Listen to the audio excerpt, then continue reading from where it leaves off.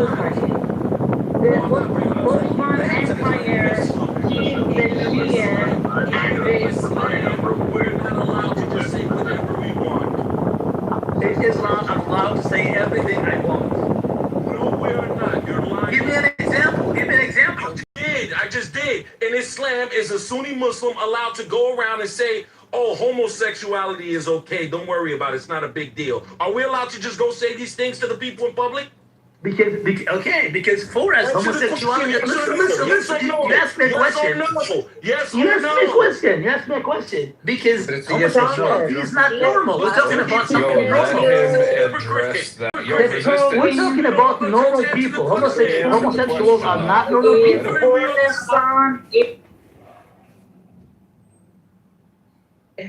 We will have decorum. This is a mess right now. Let's get it together. Let's get a fucking He's cue. avoiding the Okay? simple question. I asked the simple being. Okay, we'll have hold on, resistance. Resistance, I'll have you go first. After resistance, Shaw, and then Florida, if Florida want to get it. Shaw is raising up an infraction. He's saying that he doesn't like that there is limited freedom of speech in Iran, in the country, the law. And what I'm saying is, being that he mentioned that he is a Sunni Muslim, that he is of the Ajuman, such as knows, as well as I know, even within Islam, Muslims cannot just go around whatever we want. We also have restrictions on things that we can say. There is no such thing as you could just say whatever you want. So there is a limit of freedom of speech. And I gave him a perfect example. As a Muslim, we are not allowed to go around, for example, and say things like, oh, if he's a homosexual, that's fine. Don't worry about it. If you want to be gay, you can just be gay. Muslims can't go around saying this. He knows this, and that's why he didn't want to answer. So we also have limited freedom of speech also, not allowed to just go around saying whatever we want, especially if it can cause harm. Okay, you finished? Okay. When you talk about homosexuality, you're not talking about normal people. We're talking about normal things. For me, a man marrying a man, that's not normal. We're talking about something normal, something natural, something that is normal. For me, homosexuality. That's natural. A law in the resistance. No. I didn't interrupt you. For me, a man loving a man, that's unnormal. That's unnatural. This man gotta go and have go to hospital or that's not a person. We're talking about someone real, something exists. For me, homosexual is not a person. It's like, okay. Also, you say Muslims don't have the freedom to say what they want. Whatever they want. Okay. That is exactly the point. Freedom of expression means allowing people to express opinions you disagree with. Not only opinions that you approve of. Because if a Muslim says, I do not support homosexuality because of my religious beliefs, that is an opinion. So you don't have to agree with it. But freedom of speech means allowing him to express it. Like to say, I do not support homosexuality. That's a freedom of speech. And I cannot support something that is against my religious belief. And I agree with that. But also, this example is not valuable because when you talk about someone, women with a woman, and like pride, LGBTQ, these people are fucking sick. So they should go and to hospital or fuck themselves. We do not support this kind of people. They're only he and she, man, woman. Other races are abnormal, sick, so they go fuck themselves. Well, then you're contradicting yourself because the example you gave on fuck gays, fuck all gays in the world. Hey, real quick, hold up. Okay. We're supposed to have Florida though, but don't cut off my moderators. Shar was speaking. Somebody just started speaking over my moderator here. We're gonna have some respect on the stage. Go ahead, Shar, and then Florida. Oh yeah, no doubt. I was just gonna say, so resistance. If you were gonna finish up, you can finish up. But Florida was next, and then Ida. No, what I was going to say simply was that he just contradicted himself because number one, in Iran, then that's what they believe. They also believe, because it doesn't exist to them, that a Sunni should be in government in the Ahlul in a Shiite-run country. That's number one. And then number two, why would a Muslim who is following the Sunnah want to be in the government of Shiites when we disbelieve in their belief anyway and in their Aqidah? So once again, you're still contradicting yourself. It doesn't even make sense. What freedom would you want to be in something that we are opposed against? Make it make sense. This example is so Rick? weird because there is no comparison Iran is between a Shia and Sunni country- and sexual homosexuality. We're talking about something different. All right. Please let All me right, it's talk. Florida. Okay. All right, No, wait, Ida, is it Florida? I want Ida to go before me because Okay, she go knows ahead. about this Go ahead. topic as Thank it's you very relevant much, to the Felix. religion. Very nice of you. Very nice of you. Okay, Iran is a country, is a big country, is a massive. It's not a Shia country. The government is Shia, and that's their ideology. In Iran, we have the Christian, we have the Jewish, we have the Zoroastrian, we have Islamic phobia. We have That Shia, ain't we no, have that ain't no Sunni. religion. What the hell? Yes, and we have Baha'i, and all the religions are living here. We have church, and the people doesn't care about the ideology of our government. And as a Persian girls, you can see I can talk freely about everything because we gain our freedom by ourselves because we are fighting with their ideology. I am free and I gain it and I pay the consequences. Iran is not just only the Shia countries, we have a lot of religions in this country that they are living Excuse together. me, Ida, but Shia is not a religion. A religion is Islam. Shia is just like a sect of Islam. I am not. I don't practice any religion, and I don't have No, a I'm just religion. correcting you. When you say we have many religions, we have Shia. Shia is not a religion. Shia is like a sect of Islam. It's like part of Islam, which is wrong, of course, because we. I don't care about radical like you because I'm not radical. I'm not radical. I'm not You radical. are You radical. are You are radical and radical. fanatics. You're It's radical radical because because you're he corrected I'm interrupting radical her. because I don't support gays. You're radical because you're interrupting. Yeah, I'm radical.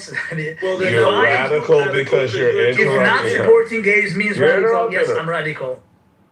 Okay, that's enough.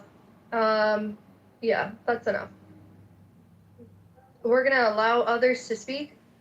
I keep having to reset and ask people to have decorum. If we can't follow that, we're gonna have to come up with a different solution here. But Ida, you can go ahead and finish. Here, that's really interesting that a person living in another continent and doesn't have any idea about my country and don't know how many ethnic groups and religions for thousands of years living together. And the people are totally separated from our government. And he trying, For 2003, and they did the exact same thing. Saddam is harboring radicals. Saddam is harboring Al Qaeda. We need to go and give them freedom. Look how unfree Iraq is. And all of that was just a build up to an invasion and a massive war that went on for I don't know how many years. The exact same thing is happening in Iran. And frankly, the people who are on the Clubhouse always talking about, Iran isn't free, Iran is radical, we need to talk about how free Iran is. All of that is just building up acceptance and acquiescence to more war, more demonizing of Iran. All of this is we can agree or disagree with what the Iranian regime does, we can do that with any other country. If I go to Romania, pretty sure I'm going to find things that the government does that I don't like. Does that mean I whip people up to say we should invade Romania? No, of course, that doesn't happen. Saudi Arabia is a very close ally of the United States. We don't hear social media and media organizations demonizing Saudi, even though their laws are sometimes a lot more archaic than Iran. But nobody's out here advertising or trying to make a case that we should all invade Saudi or that Saudi is radical. I've never heard somebody make the case that Saudi is radical, even though that can easily be done. That's not controversial to say that Saudi laws are just as radical or extremist or Islamist as Iran. But nobody ever makes that case. Because why? Because Saudi is within the sphere of influence of the United States, and it's in the US interest to keep Saudi stable as it is. And that's not our goal right now. Our goal right now is to destabilize Iran and prepare the public opinion for massive attacks against Iran. Yeah.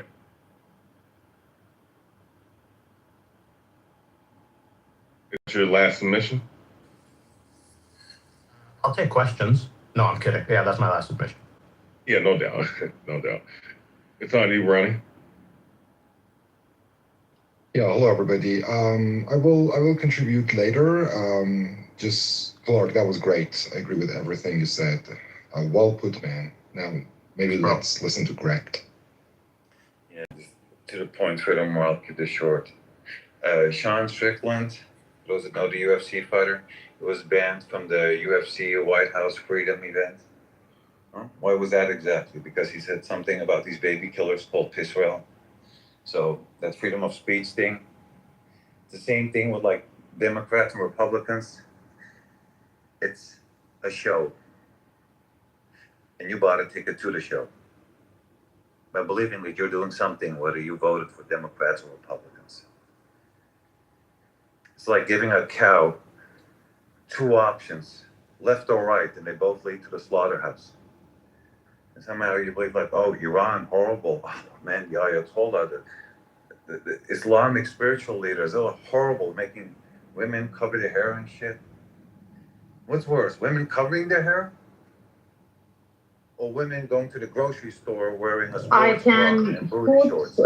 I can change my profile. Can I finish? Picture. Can I just finish? No, let him great. finish. I'll show you. Ida, let him finish. Let him finish, and then you can go after.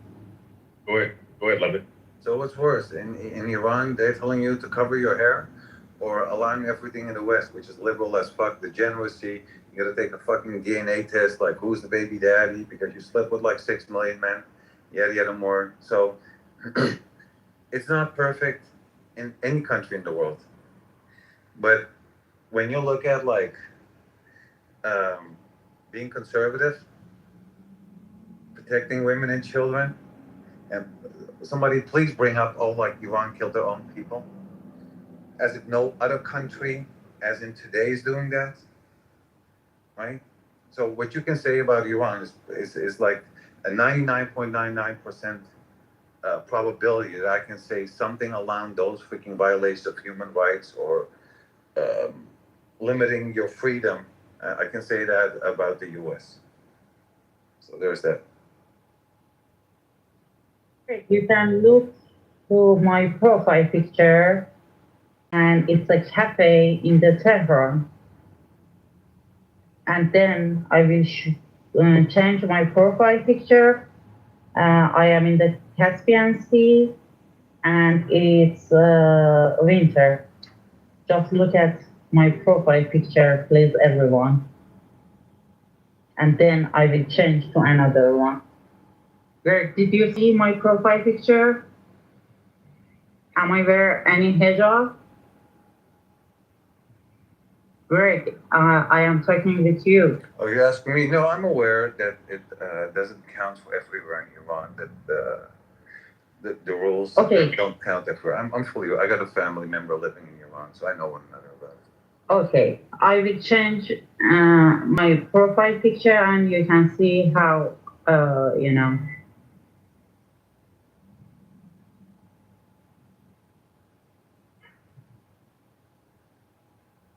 My turn, I think, or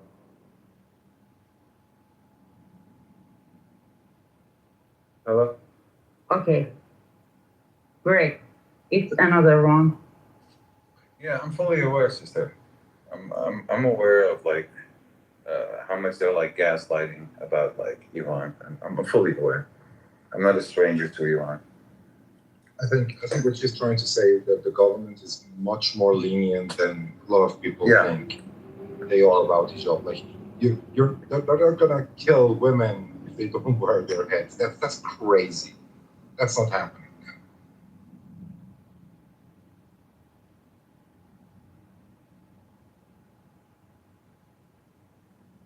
Yeah, I was gonna say that uh, obviously it would be probably the best for America and maybe even the world in terms of staying out of Iran because I'm not so sure about their history, but it's highly likely that the Islamic regime was probably strengthened by America, Rumsfeld, and the entire world supporting uh, Saddam Hussein in the Iran-Iraq war. And yeah, it wasn't just America. America gets the full blame, but it was the Soviet Union, it was the EU, it was Brazil, it was plenty of countries, So, and that problem maybe that if the Iranian people wanted something slightly different, it might have been easier if it wasn't for the Iran Iraq war. It's, you have the whole type of what's it? Yeah, the Hitler paradox, basically. Oh, they're so powerful over there, and couple that with we'll kick the decaying structure over. So you have that paradox too, which is I think somewhat similar of what Saddam thought, the military thought. But yeah, I think the international community should probably stay out of what Iran is going through and stuff.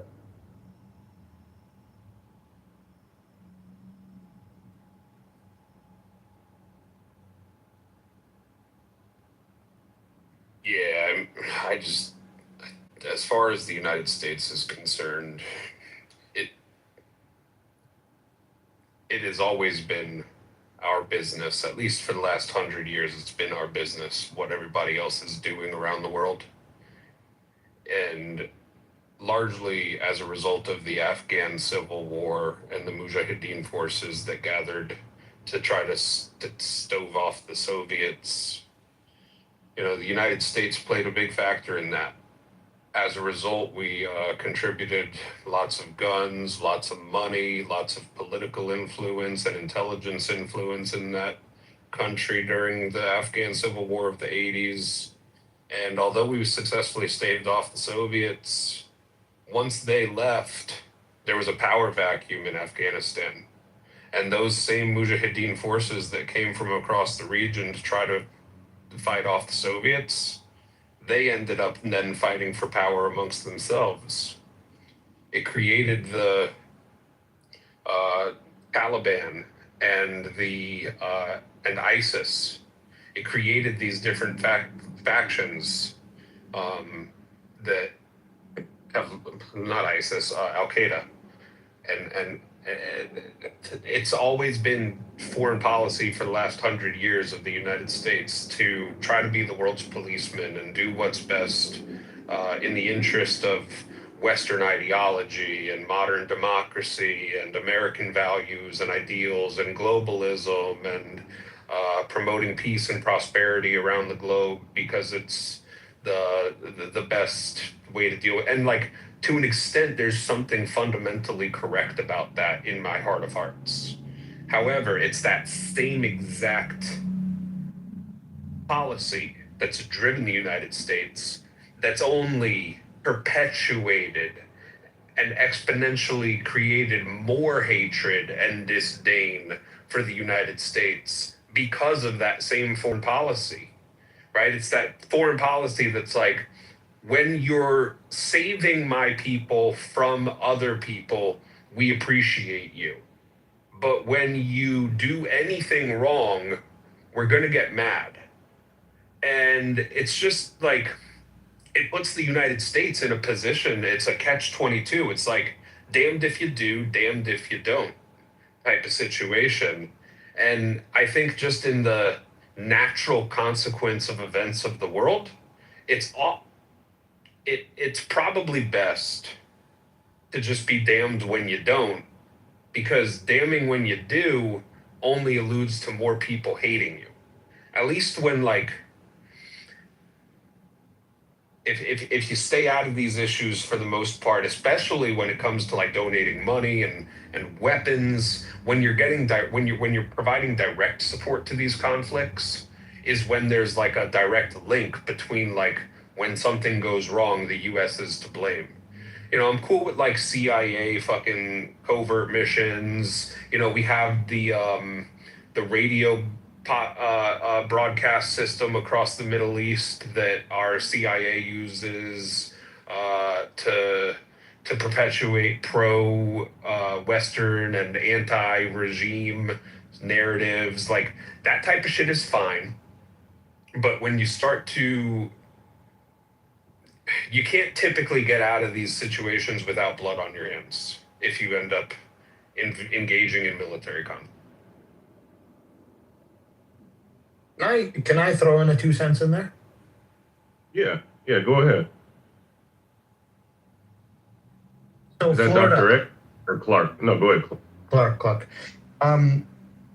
Florida, that's interesting that you say that. You mentioned something that's like, you said that for the past 100 years, America has put itself to be a policeman around the world to spread like democracy.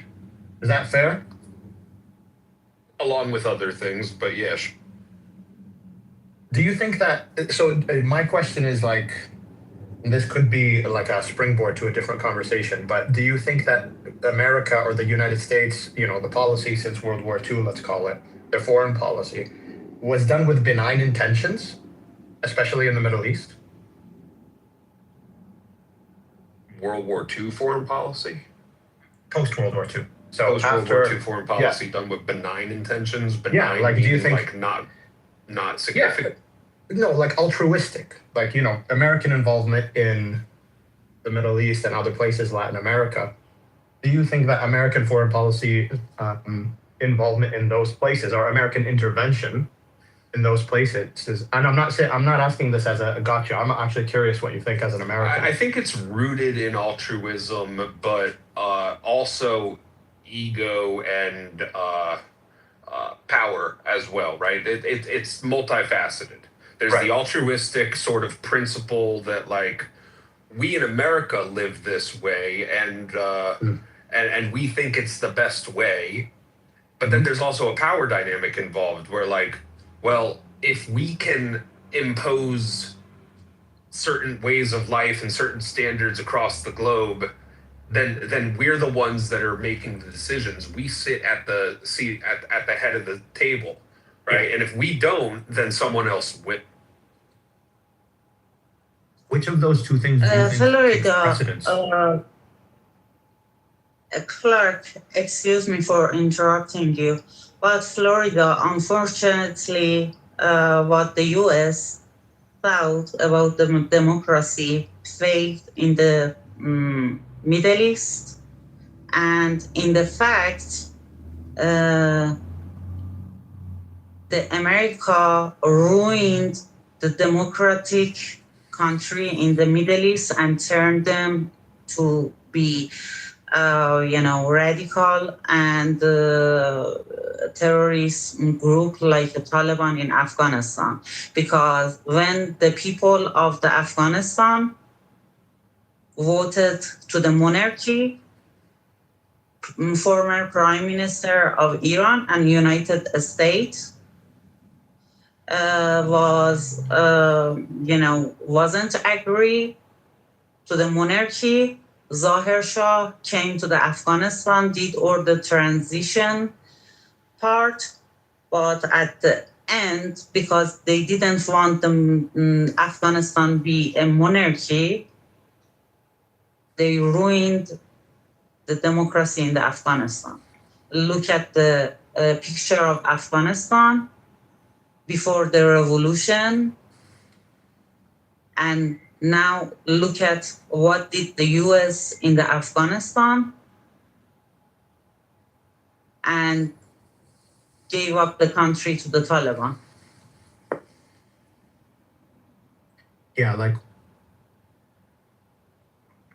what I was getting at was, what do you think is which one of those two things takes precedence, do you think? Or do you think any takes precedence between the altruistic and the power dynamic? The power dynamic is primary. The altruism is the marketing kit. Okay. So we kind of agree. Like, because like, it's pretty obvious to us however many Middle Easterners are in this room, it's pretty obvious to us that American involvement isn't random. And it's typically is focused around securing things that are in its national interest.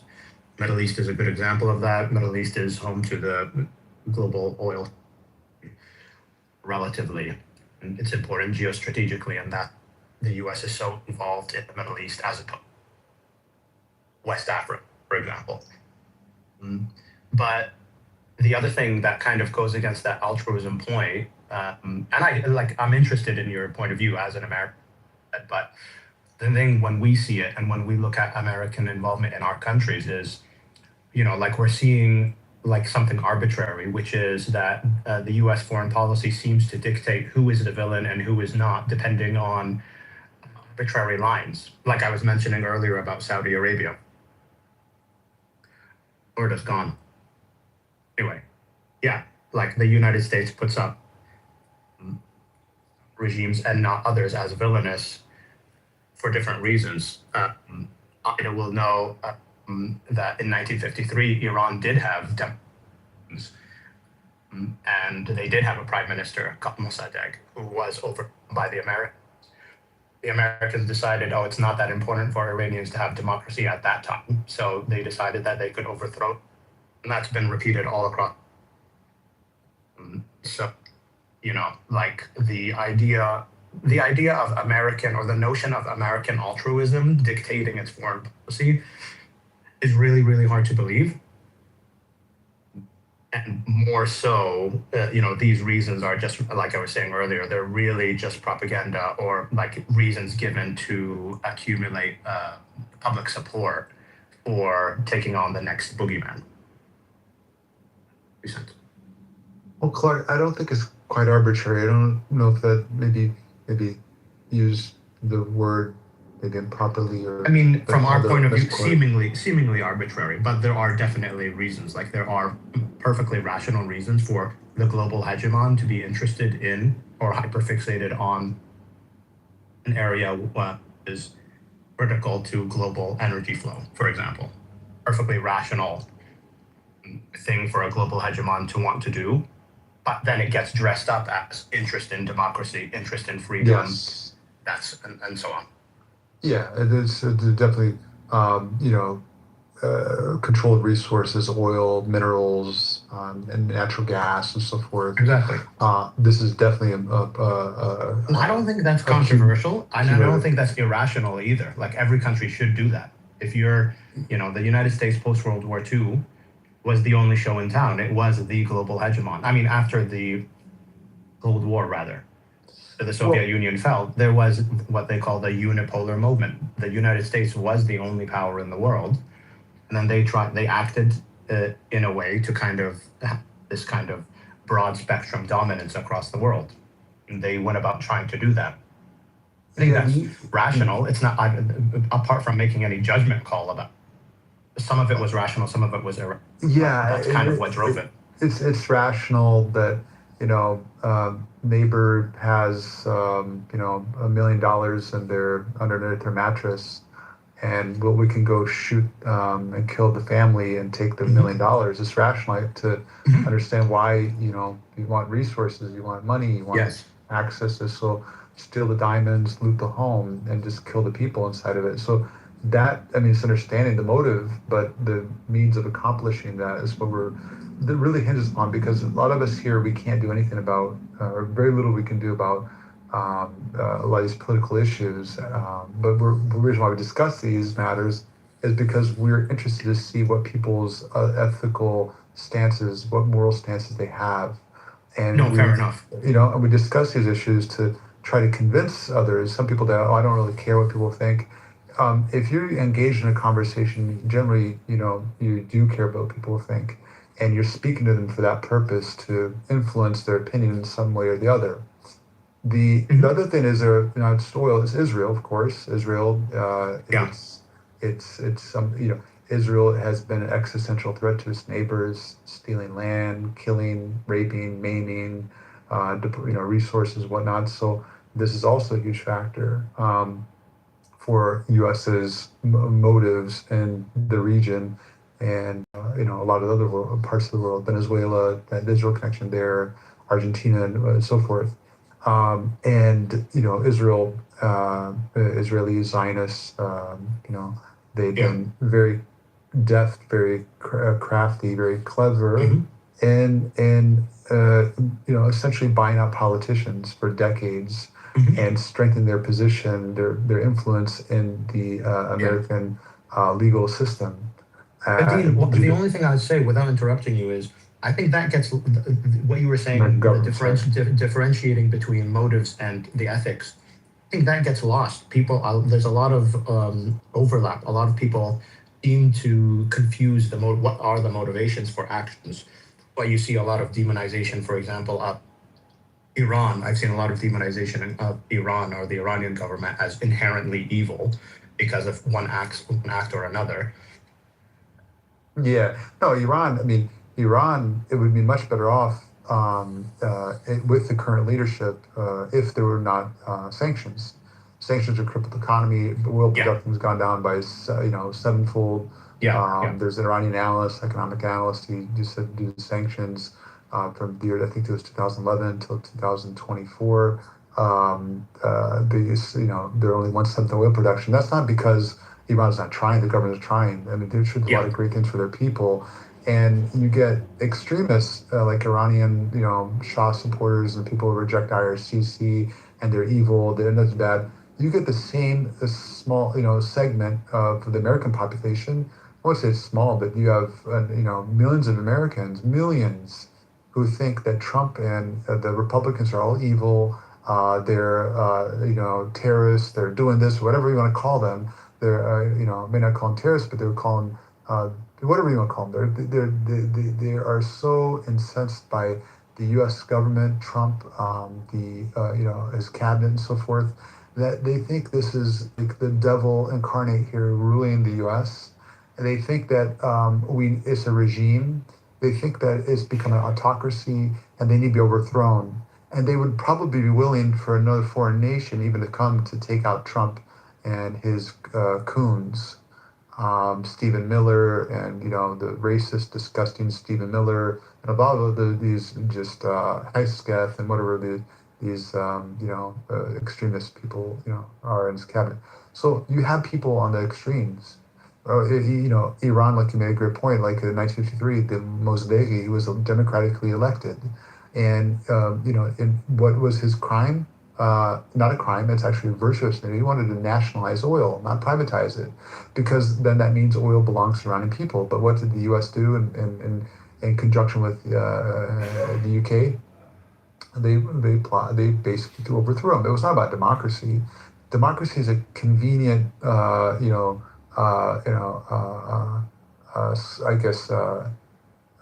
what you put out there to conveniently. It's part of a propaganda narrative. Propaganda narrative. Exactly, that's it. Because if it was about democracy, they wouldn't have overthrown the Mossadegh back in 1953. There's other democracies that are doing terrible things, and why are we overthrowing them?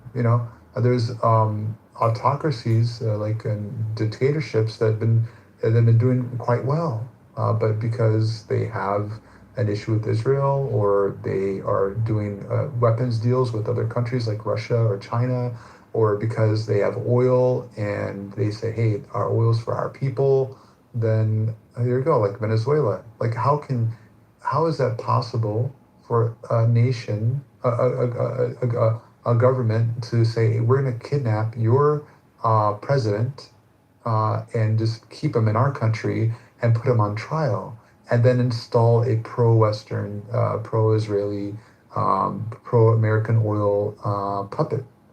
How's that possible? Yeah, I mean, there are those who would say that that was actually a mask-off moment for for the world, really, to show that actually there is no respect for international law. International law is a thing of convenience that's applied selectively. And, on the one hand, we can lament how international law is not being upheld. And that's one valid point of view. But the other point of view is that actually there was never such a thing. And all this is just a more mask off way of doing it, like what happened in Venezuela. All this is just being more explicit and in your face about it. That like, we don't care about called internet. We make international law. We're the hegemon, so we can just do whatever we want. And that kind of, and that's another viewpoint that some people take, that's actually, yeah, fine. That's a good thing to finally remove the hypocrisy from it. Hey, Clark, real quick, let me say something about that, right? Because you said that, the foreign policy or, things that would have people at least regulate, just, foreign, I mean, because basically what they did, they vow certain things dealing with the UN and EU, right? In this now, when what's his name was in office, what was his name? George W. Bush. Yeah. He made this claim, right? Because obviously, because you said it's of convenience, right? The foreign policies that goes on, right? They choose when and when not to apply it to themselves. Well, he said this, right? He said that the Constitution that we all have to uphold as American citizens, right? He said the Constitution is nothing but a piece of paper. Yeah. So I mean, it's free game. Whenever they choose, exactly they can pick and choose That's exactly right.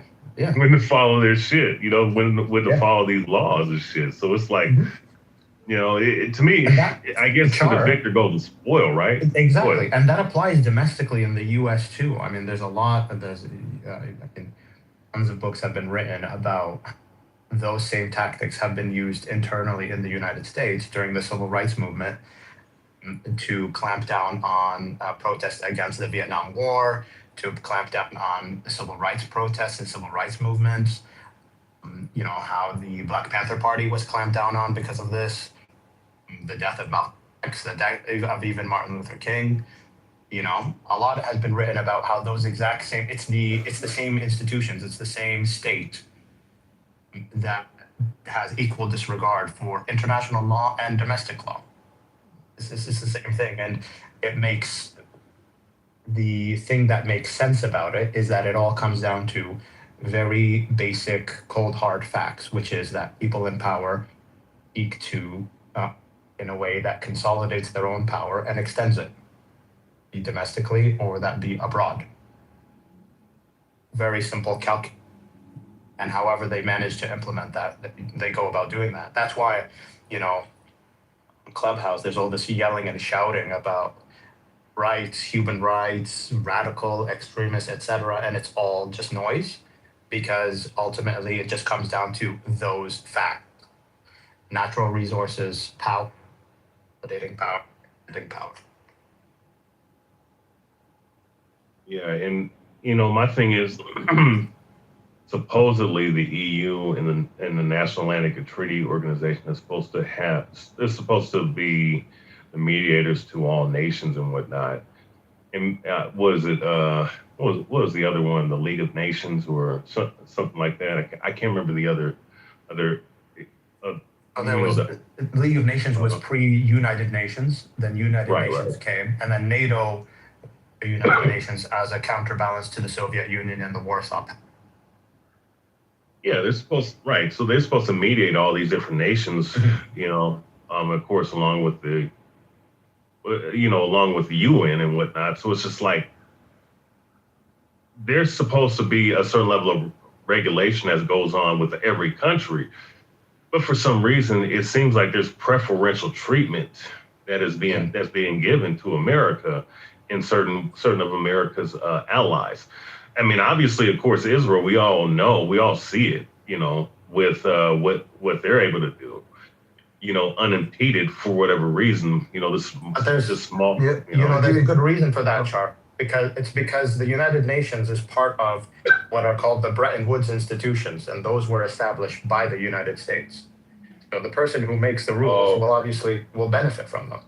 So the United Nations system, it was basically made, the United Nations, the World Bank, the IMF, those institutions were made by the United States, like they spearheaded those institutions under with the ostensible reason of promoting international law, a new international system that would prevent another world war.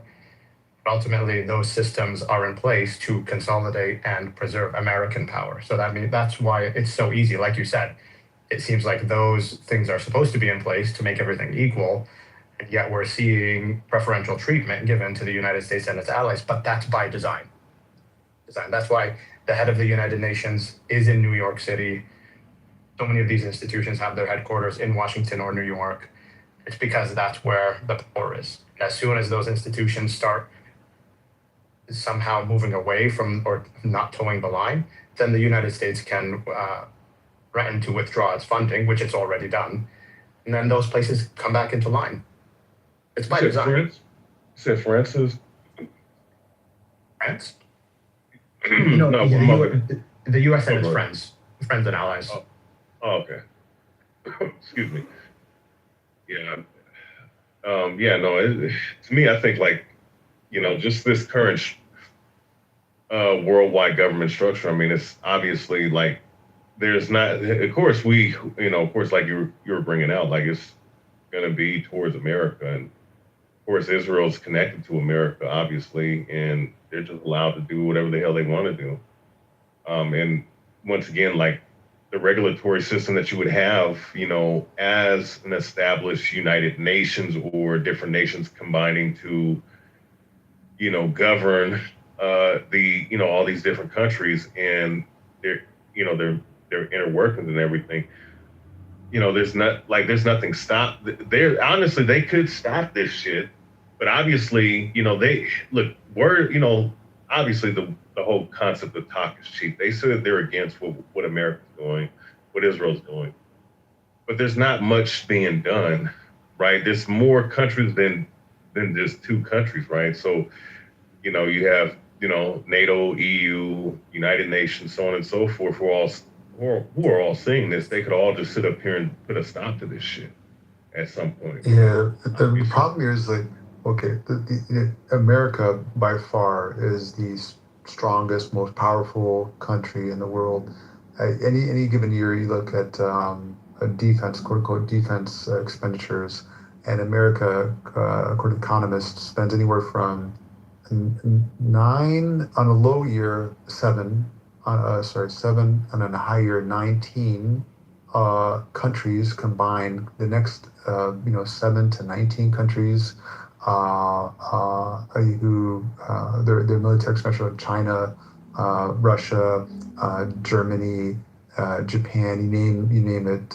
You add them all together cumulatively, that's next top 9 to 19, 7 to 19. We spend more than them. So we just say 10. We spend more than 10 of the next several countries on the list cumulatively combined. That's an insane amount of money.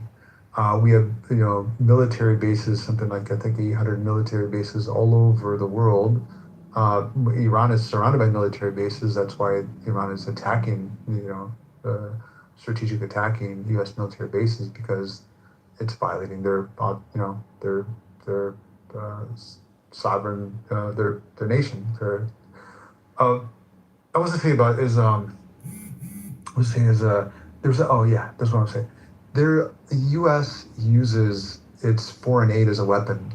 If you don't vote a certain way, the U.S. will withhold millions of dollars, hundreds of millions of dollars, and this goes for both Democratic and Republican administrations. It's USAID, for example. USAID. This has to do with this actually was in the Biden administration. I think it was Uganda. I don't remember the exact country. It was a country in Africa, and it was under USAID, said, look, we will withhold giving you millions of dollars of foreign aid if you don't agree to allowing transsexual clinics, transgender clinics, hormone therapy, and so forth. These clinics, and if you look it up, there is so USC money for whatever position it has, but there's this agenda to spread democracy, spread LGBTQ. I don't know why they're fixated on that, especially in Africa. There's a United Nations organization called He for She. It's under the umbrella where they want to spread basically the LGBTQ agenda within Middle Eastern, particularly Muslim, African countries, also in Latin America. They have a rainbow, but they put the rainbows out of order, the colors out of order, because they don't want people to like directly associate with the American movement, because that's a little too stark of a. It'll strike home for a lot of people. But if you can kind of guise it in different colors, it's pretty interesting. University of Jordan, I was looking at their Instagram page. But they had this Rainbow Week, and they have 400 student volunteers and so forth. So there's a lot of position that America is doing on behalf of America, also on behalf of Israel, and it's I think the main threat is, of course, not the military threat, but the economic threat. We're going to cut off aid to your starving country, your underdeveloped country. No more, programs for you unless you vote X, Y, and Z. When it regards to Israel, when it regards to America's interest, then that's par of course. What America's been doing for decades.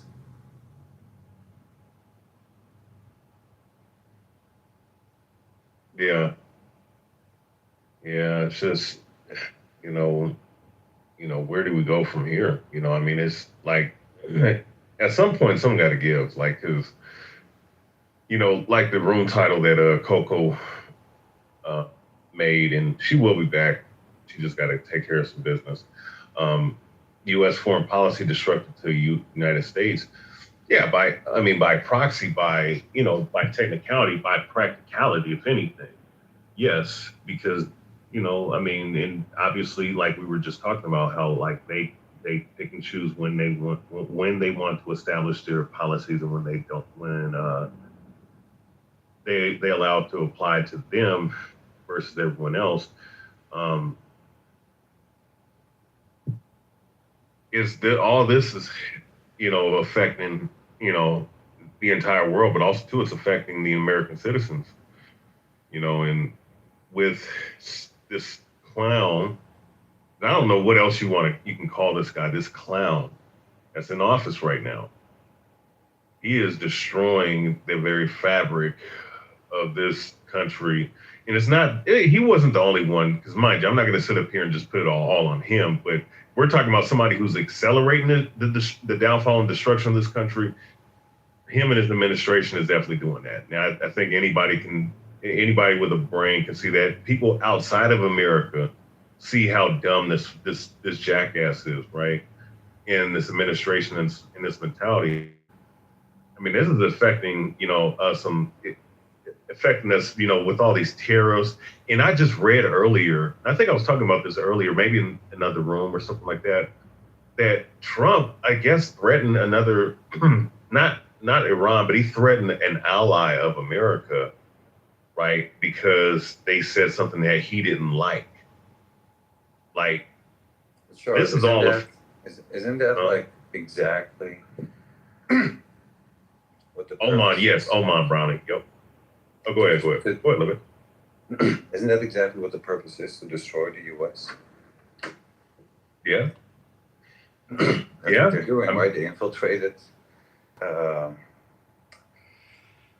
Congress. You see, like, Trump doing everything that these baby killers are saying, right? All that money is going there, but there's nothing coming in return. So there's a huge blackmail operation going on, right? Like, it would be stupid to deny that. So if if you ask me, there is no other conclusion, no other logical conclusion I can have other than that they are literally trying to destroy America for Israel to become the next great power in that region, becoming sort of like the new America. They're literally using America as like a hitman, right? Right. Go to Iraq, go to Afghanistan, go to Iran, bomb this, that, and the third. And Israel is just sitting back and it's doing nothing. Oh man. Yeah, Like, it's Sid Watford fighting the war on its behalf. I mean, Yeah. insiders within the Trump administration said this is my half of Israel. This does not benefit America. This is they know it, you know, and some of them spoken anonymously. Others are just afraid to say it. This is a war for Israel. Iran never fired a missile to across the Atlantic Ocean. They pose no threat to us, mainland America, and it's really about Israel. I think we're you kind of get to like Charles, like maybe we can discuss now why these wars, why attacking, spend all these monies on these wars, fighting all these different countries and trying to overthrow, military coups and all this quest for global domination. What's this costing Americans? Like, we've spent so much of our tax money overseas, internationally, aid to Israel. Number one, they get the lion's share of our our foreign aid. Egypt being next, and other countries. Why are we spending so much money? Why are we? Of course, a genocide has happened. We're up to that's the Holocaust of our times. The Holocaust of our times. Why are we participating in that? Why are we making it possible? It would not have been possible without our weapons. Like Brown University, this is way back in 2025, I think. Yeah, it was 25 October. They had a study that showed we spent like $22 billion at that time. And it's gone up since. That's a lot of money to U.S. taxpayers, Ukraine and so forth. And we've been so much money. Can you imagine? Iran, we've the average American taxpayer spent over $200 since in the past, what is it, 3 months or so, on Iran. We spent an average of $200 of our hard-earned money. There's a lot of people for that. For them, it's 2 days' wages of post-tax. Everybody, it's crazy. We could put that money into healthcare, into infrastructure, to better roads, better, housing facilities. There's so much more we can do to make America a better place. But no, we spend it, attacking other countries, participating in genocide,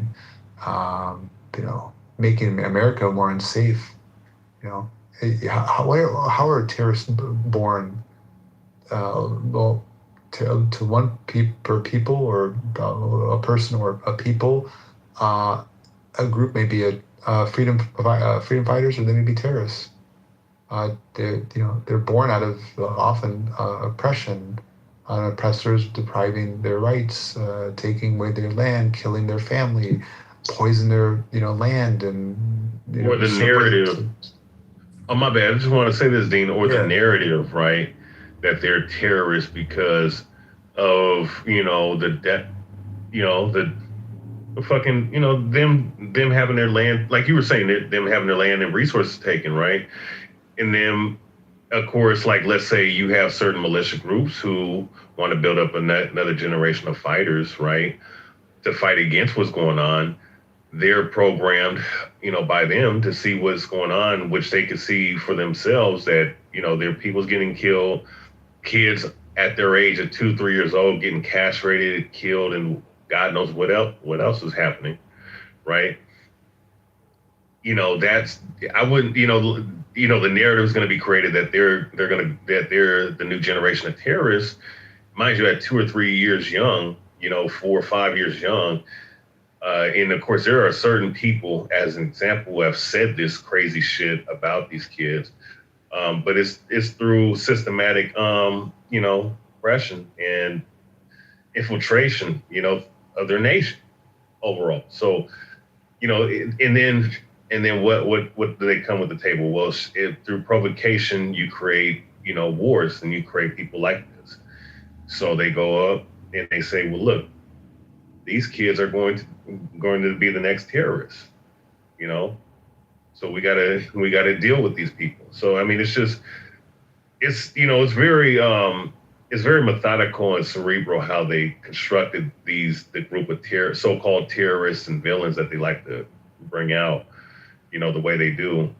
My bad. I just wanted to point that out, Dean. I didn't mean to cut off your wisdom or anything. I just had to, point that out. No, of course, of course. This people, they ask, hey, why do Americans hate us, or sorry, why do they hate America? Um, a lot of people hate America because they're the victims of American foreign policy.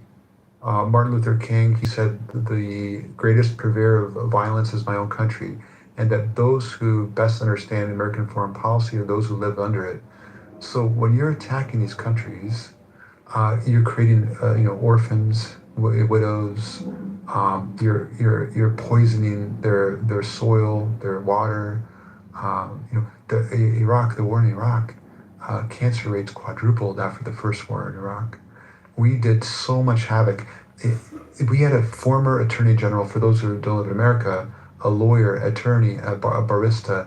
He is the head attorney for the government of the United States of America. His name is Wesley Clark. It was under the Lyndon B. Johnson or Kennedy administration. He testified against America in front of the UN. He testified, attorney general, right? Imagine a minister of your government, of whatever country you're at, going to the UN and testifying, providing evidence that your government's committing war crimes. That's essentially what he did. And it's a book called The Fire After the Ice, and also he has a transcript of his speech in the UN. But we bombed so much.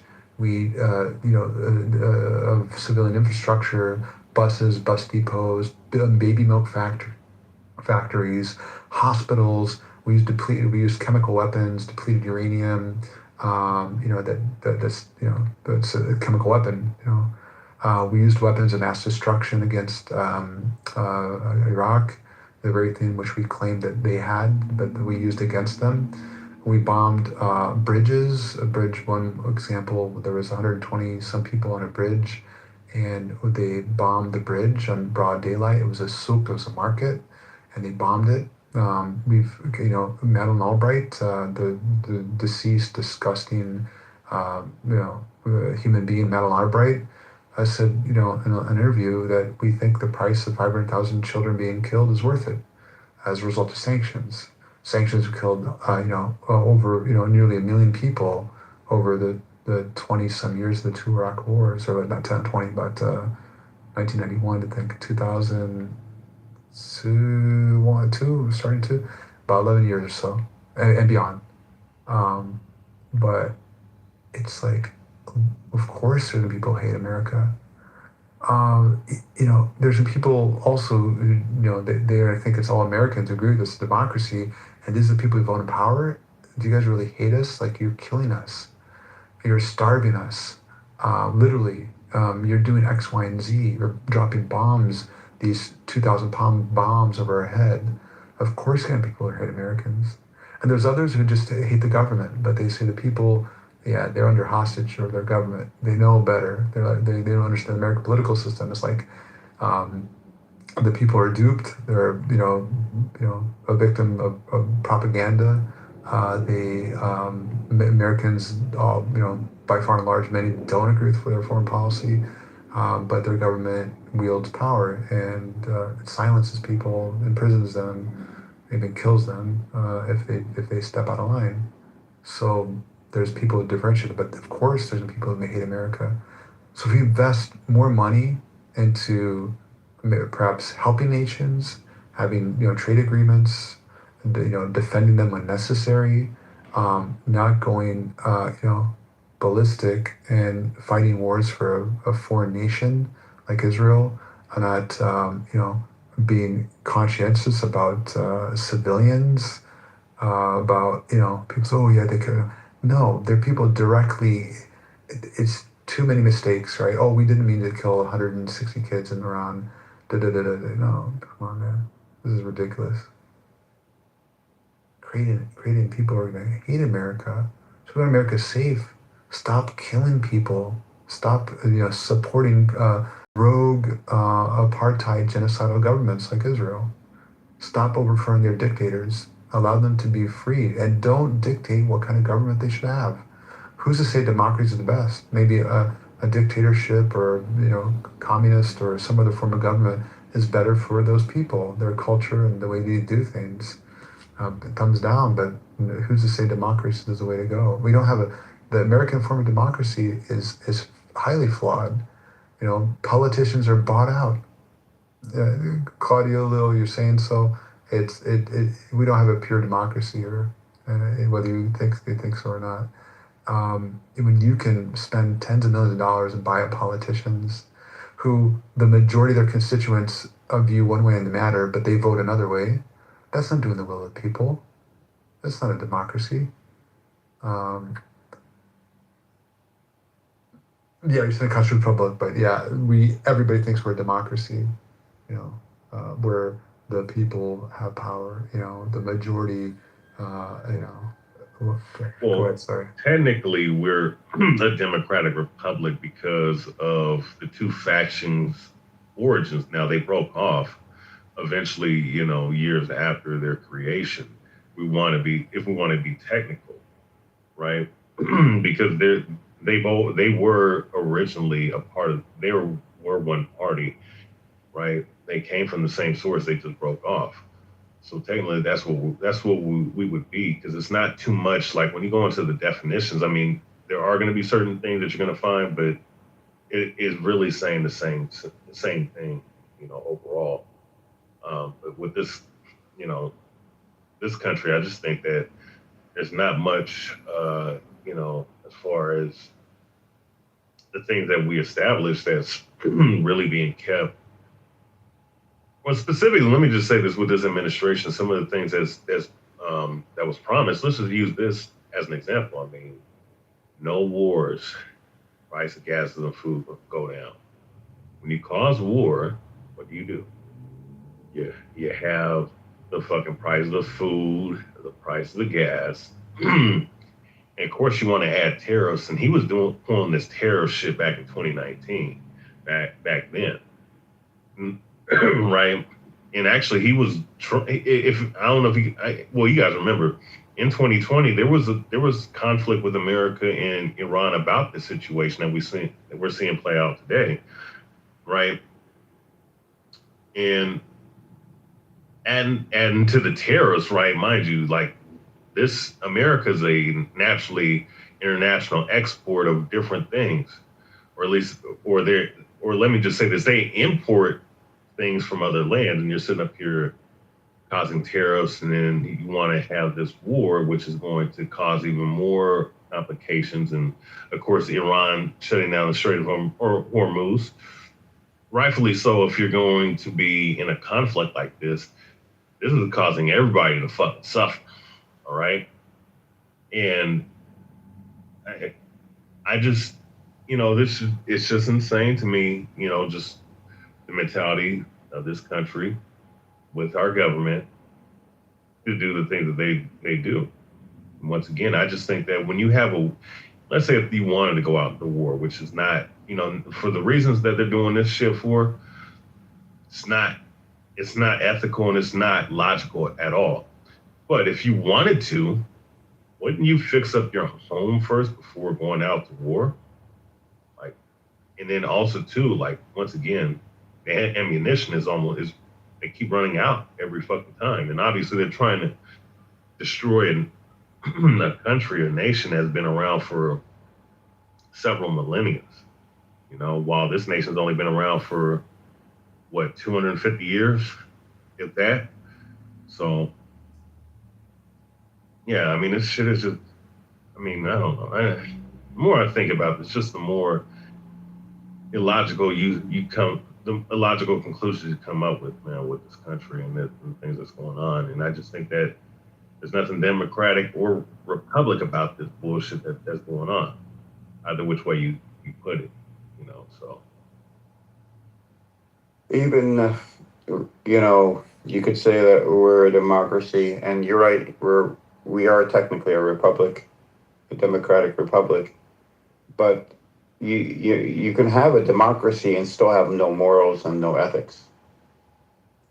So I don't think, and the West tends to equate democracy with some sort of moral higher ground and higher ethical ground, and that's proven by the actions not to be the case, not to be true, because we have done, as a country, our government has done some pretty horrific things around the world, from Chile to Cuba, Venezuela, drug trafficking to, and not just here, in North America. It's not to mention, giving away for free the bombs and missiles that were needed to genocide the Palestinian people. Good morning. Yeah. Sorry, this is John. Dean, did you hear that the guy that when he was the one that was being terrorized by settlers, and he grabbed one of their guns, and I think he shot 2 Israeli soldiers. He was killed, but then they went and demolished his home. They're terrorists. I mean, those settlers are terrorists. Yeah, what is that true? By definition, they're terrorists. Terrorists are people who Do you like dicks? commit. This guy's a troll. Oh, you're really mature there. Great job. Right? Char. Don't let him. I got him out of here. Yeah, some people are just. Anyway, they're terrorists by definition, settlers. True, but they say like Israel would say, oh, we'll do an investigation. Yeah, exactly. But nothing happens. Well, the thing is, I think, and so they're supposedly doing an investigation, but then why would you destroy this man's home? When your investigation isn't complete. So it's a very stark. Stark evidence when it comes to, Palestinians and how Palestinians do not have rights, because they went after they killed them, and that wasn't enough. And he was defending himself, and that was evident. I mean, that was clear.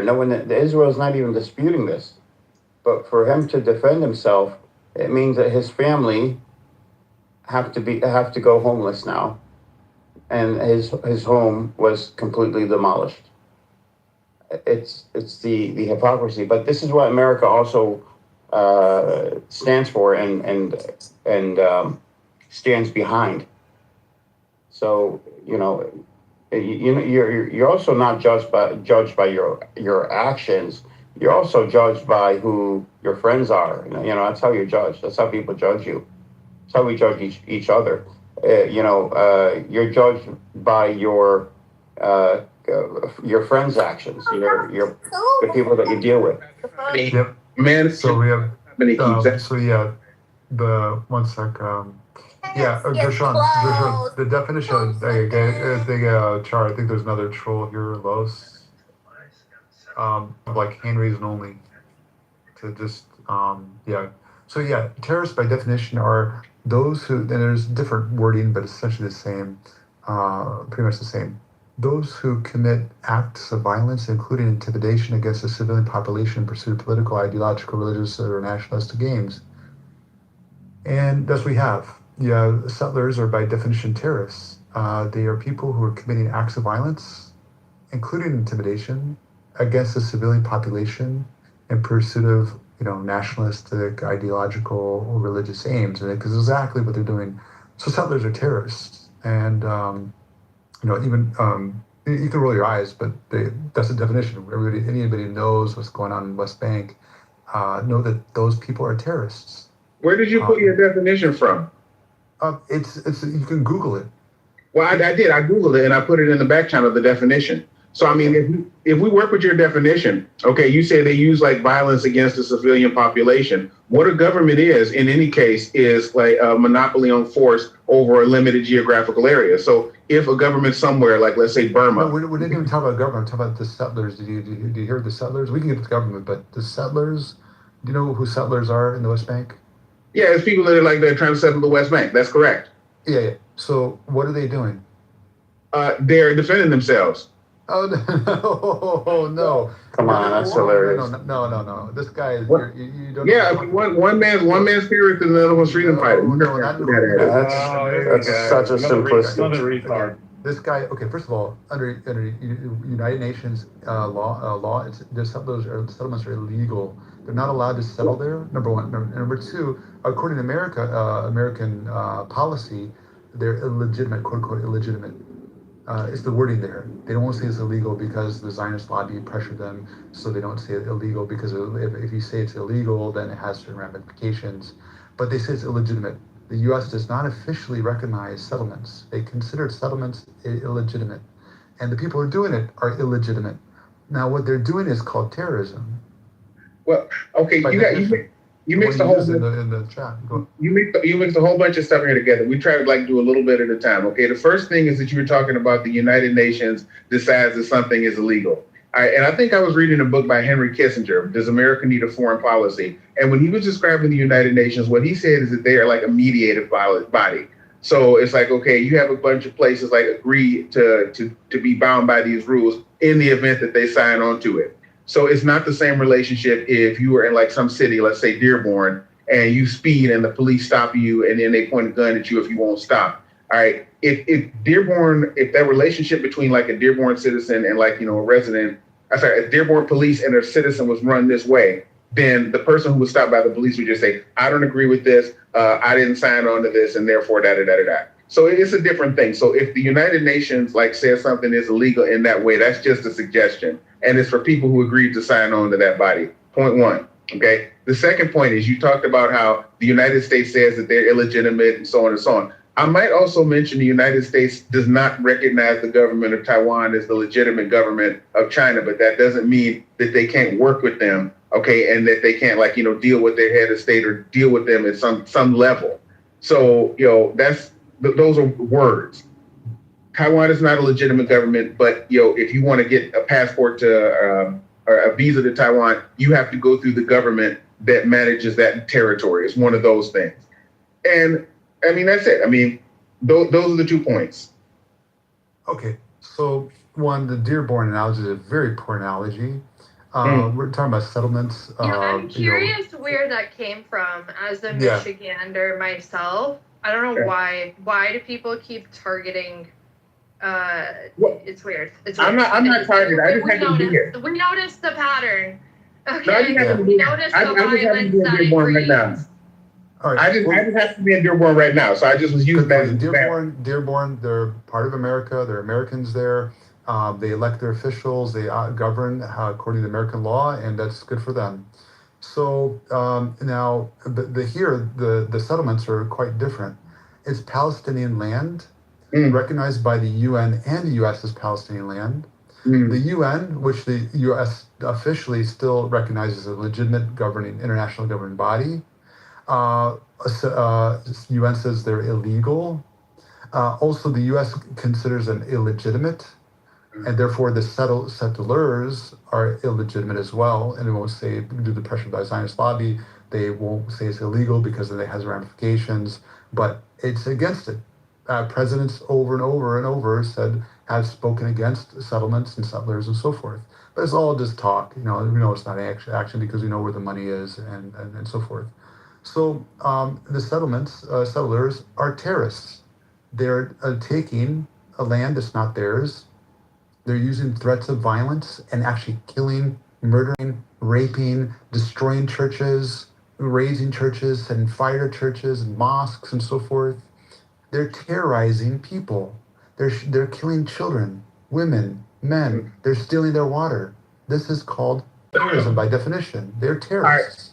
All right, so okay, hold on. You said that they're taking like Palestinian land. Okay, here we go. Let's use another historical example. Well, Nobody. can we stick to Palestine?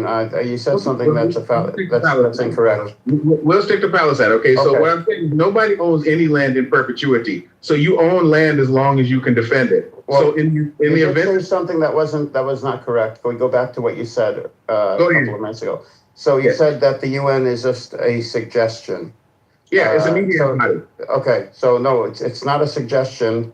Resolution, Security Council resolution, I think it's 2334 in 2016, that was passed, states that the West Bank, East Jerusalem, and Gaza are Palestinian land, belong to the Palestinians. It's Palestinian territory. This is not a suggestion. This is a Security Council resolution and is binding by law. And then you have, and I'll land very quickly. You also have the Geneva Conventions, I forgot which one it was, the one on occupation. You cannot occupy, or if you occupy a land, or I'm sorry, the first Geneva, first article, I believe, of the UN Charter that says that you cannot gain land and keep it by war. This is after World War II. So after the post-colonialism, when we were decolonizing, quote unquote. And then we have the ICJ, who came out in 2024, and then earlier, I think in 2004. But in 2024, stated that the West Bank, East Jerusalem, and Gaza are occupied territory, belong to the Palestinians. Israel must leave and pay reparations to the Palestinians for the damage they caused. This is a legal opinion from the International Court of Justice, which is the Supreme Court of the UN. It's the Supreme Court of the world.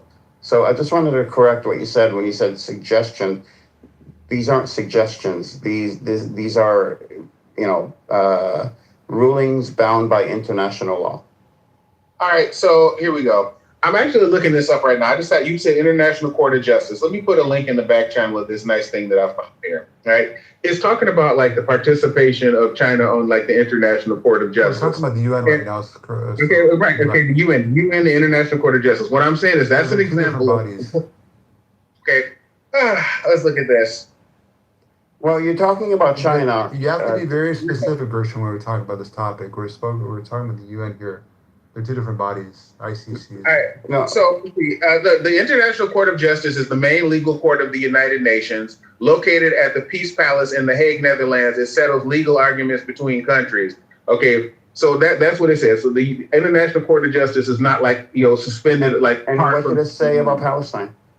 Okay, so hold on. Let's see. Let's see. The languages, English and French. Okay, chosen by the UN General Assembly.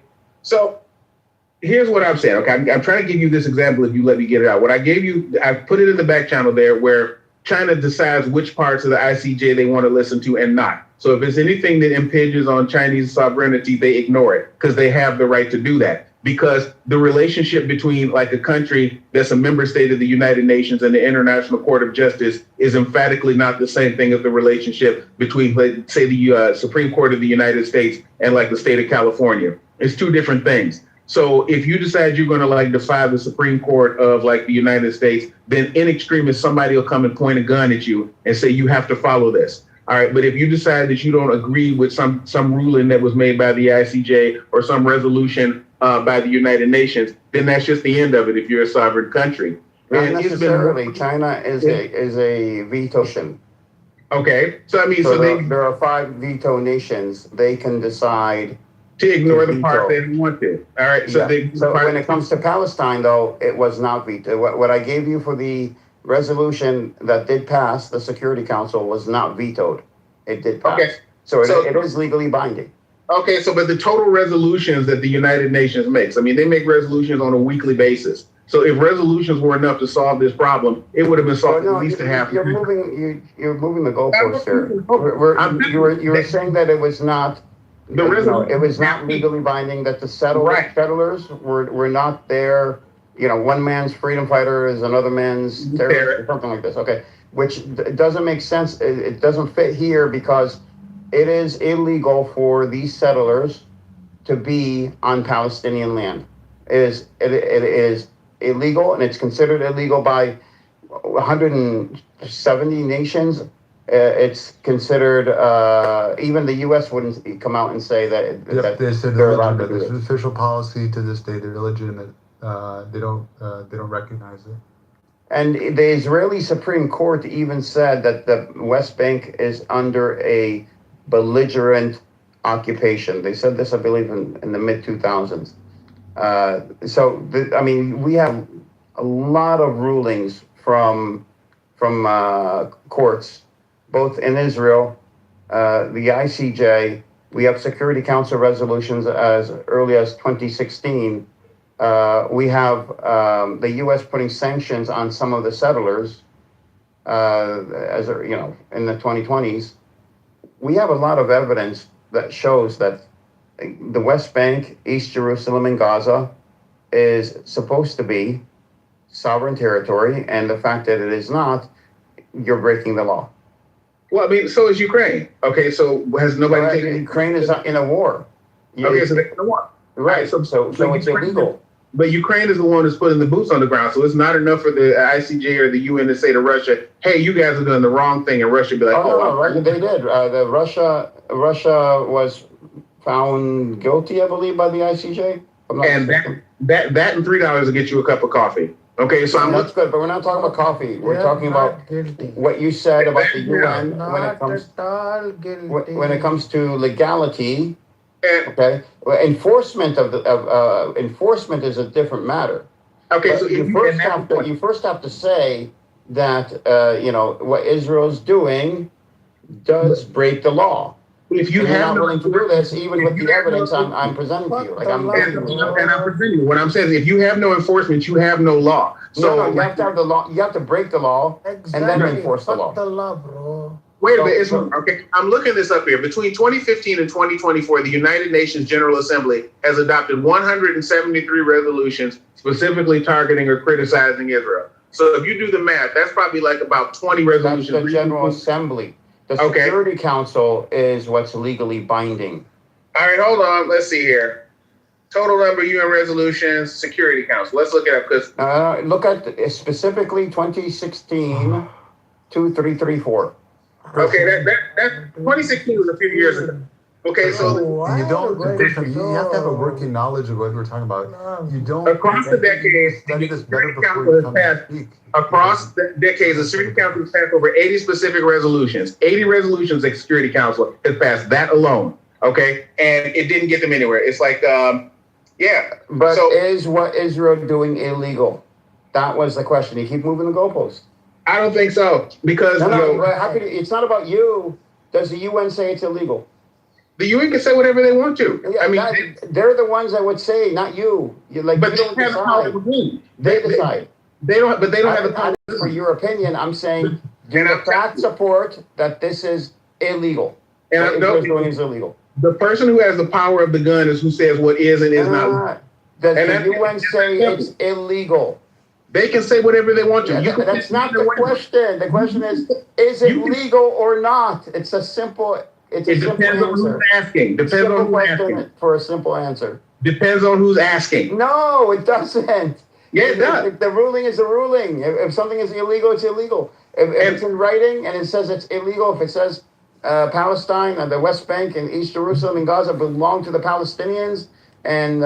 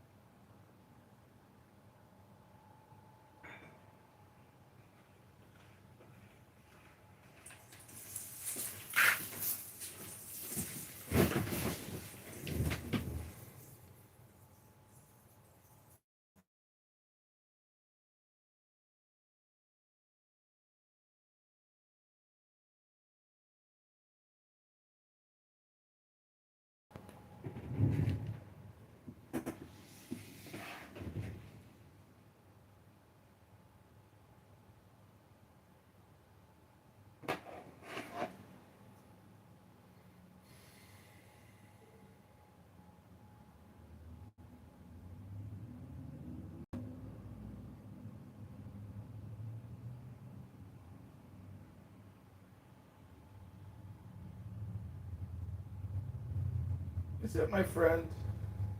Did he come to read a book? Book. Book. Book. Oh, oh, oh, oh, oh, oh, oh. NFR, NFR, NFR. I gotta say, it's like pathetic how much time people spend communicating with NFRs on this app. And yesterday there was this NFR in the Trump room, and somebody was like, so, if the founding fathers failed at this point, what is it that you'd like to see changed? And the NFR was like, well, you should start with term limits. And I was like, oh shit. I'm telling you, my friend, there's no reason to talk to people here anymore. Just record them. You're like, you want me to bootleg Clubhouse? Yeah. I want you to stop using this app. Stop talking to these people. All of them. Not one person here is redeemable. No one. Not one. The state has actually not come up with very clear, Here we go. very clear, beyond reasonable doubt that it's actually Tyler Robinson. ESL NFR. ESL NFR. NFR ESL. NFR ESL. NFR ESL. NFR ESL. Say it. Say it. It was Tyler Robinson. You see, and the first time Tyler Robinson was seen around the scene was that he was in a car somewhere, I think, something like that. So every time you guys look around at these findings, there's just nothing conclusive, you see, and that gives that avenue for Owens to come up with all, I don't want to call it theories, but all the arguments that she has been making that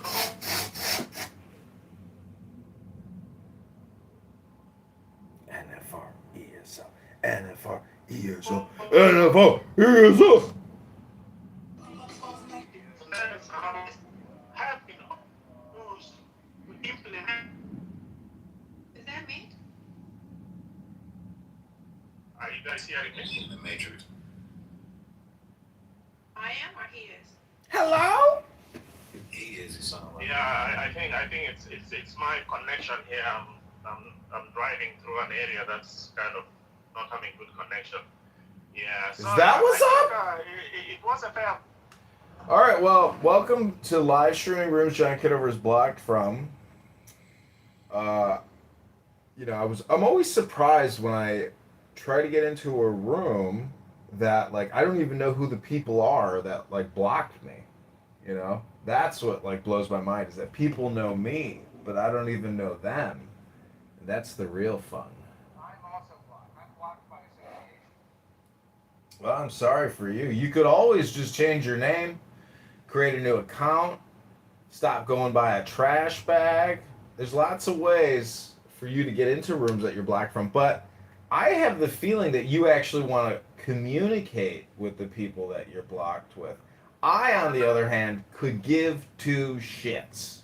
It is a complete waste of time, and even if I speak and voice my opinion, that is also a waste of time.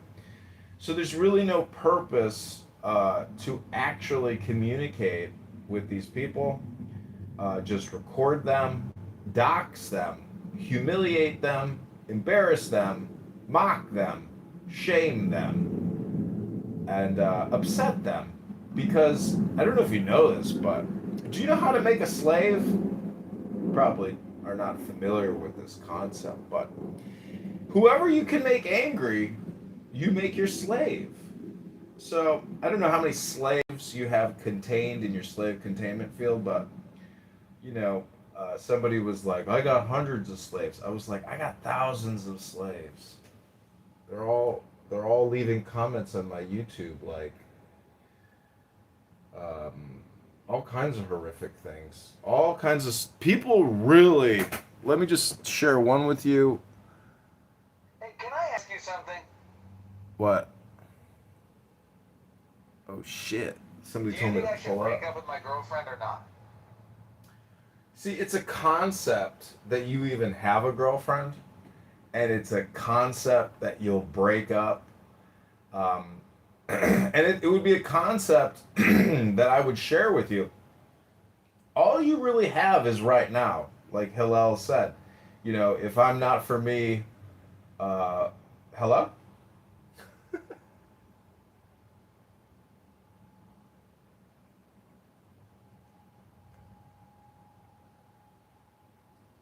Yeah, trust the science is stupid, and I think enforcing it is kind of hard, right? Because like you said, natural language is quite hard. It took us a long time to get what we have now, right? AI that actually understands language, let's say. So it's not, this stuff isn't like philosophical anymore, right? I go into a lot of philosophy debate rooms, and like they're talking about stuff that I think is outdated a little bit. Like, no, we actually have something to test whether this entity or this agent is capable of this or whatever. You see what I mean? See what you mean. Like, I'm asking though, where was social media banning Fauci's narrative about that there was a 3% death rate? Where was the media when he was going on the Sunday shows perpetuating this lie? Where were they cutting in and saying, "Hey, Mr. Fauci, you know, are you getting kind of ahead of yourself and being exaggerating?" There was no coercion from the federal government to prevent Fauci from lying. If you can't see this, understand what the issue is about regulation of speech and regulation of AI, and this is still within the realm of what we're discussing with AI, is that these type of laws are applied only to the peasants and not the people in power. So, do you perfect. think that Fauci got up on stage and intentionally deceived everybody to death? Or what? Like what? Yes, because we have what do we have his believe emails. was his motive? It doesn't What do we matter. believe was his motive? Oh, stop. It matters. He pled the fifth. Go ahead, horrible Edward. I'll let y'all hash it out.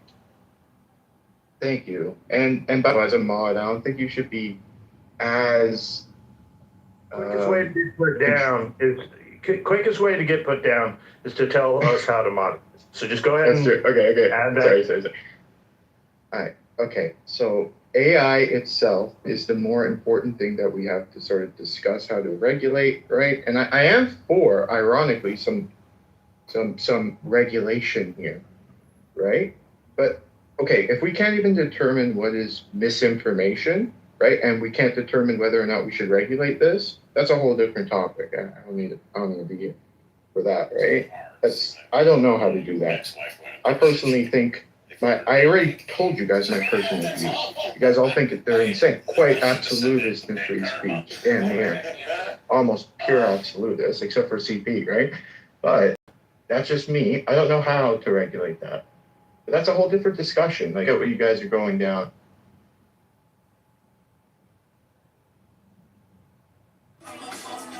Okay.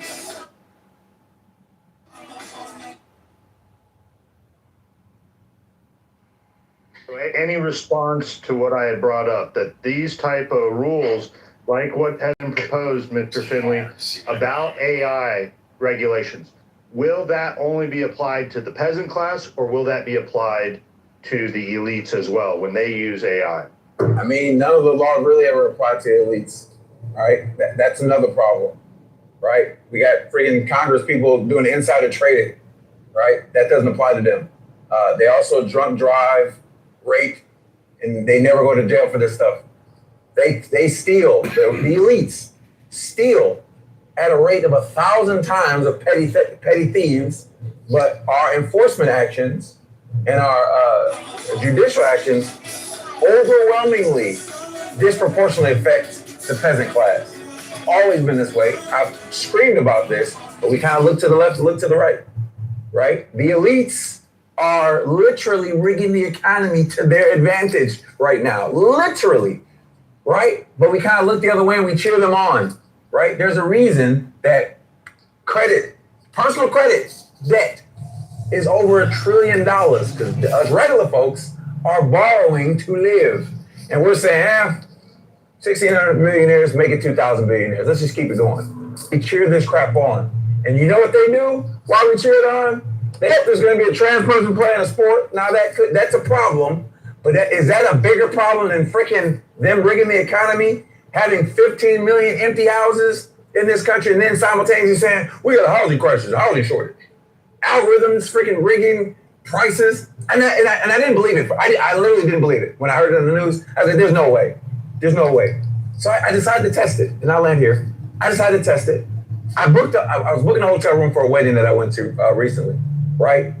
Because I have a work device for the work and I have my personal device. I said, let me just see if I book this on my work device, if I'm going to get a different price. $150 difference between the freaking price of the hotel. I'm like, I thought this algorithm, I thought they were lying to me. But this is the rigged economy that we allow the elites to rig against us in the name of profiteering while they get away with the law, and we don't do anything about it. Mr. Finley, we have common ground now. So I'm not this evil conservative.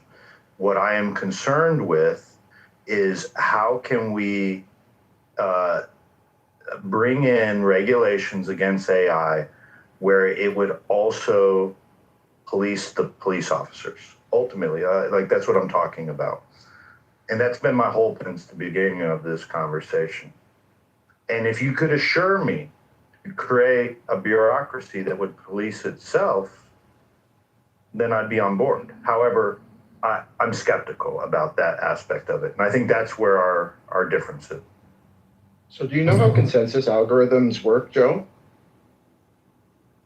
Yes. I think more important than X currently has a system where they have people that go out there and rate it and post up if it's misinformation, and then people can upvote it and downvote it. It works really well, and X has really put the model together. Yeah, but this could be done more so with nodes. So instead of humans upvoting and downvoting, it could be done with nodes that verify or de-verify. So they mark some sort of hash as, yeah, this is the proper hash or not. And the person, the node that corrupted the information is penalized, right? This is how, so we have what's called, like instead of proof of work now, we have proof of stake. This works. So what I'm saying is a authority that's decentralized that could verify person A as person A. That's what I'm proposing here, which is okay.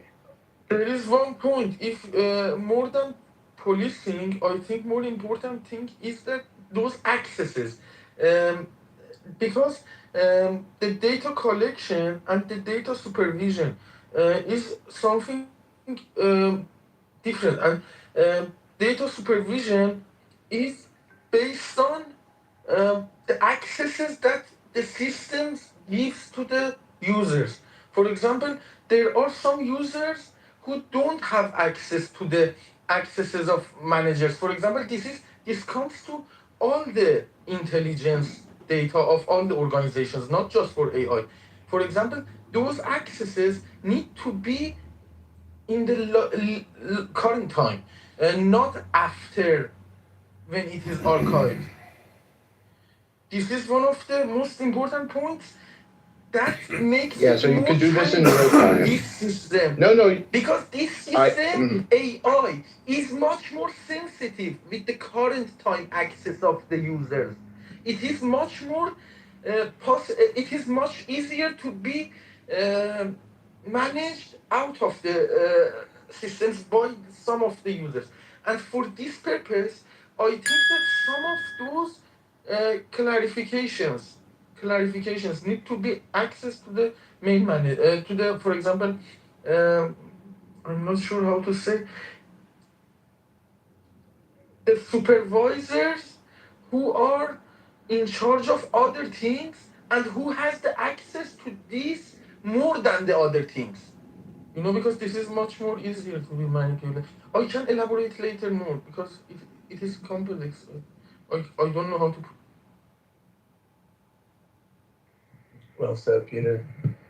So the other thing is, AI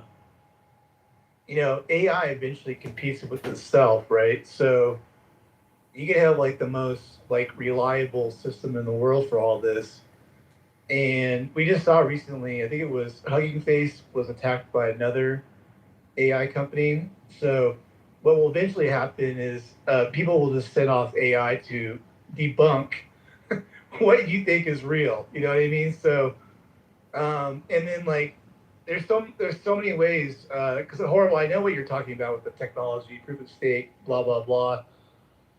I have a feeling AI will just figure out a way to not make what you just said happen. You know what I mean? So I don't know. We're up against a big hill. I don't think this is easy as we're thinking.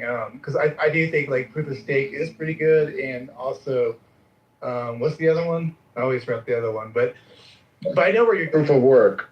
Proof of work requires actual verification. Proof of stake is just like you put up on. Exactly. But do you hear what I'm saying a little bit? Like it'll turn on.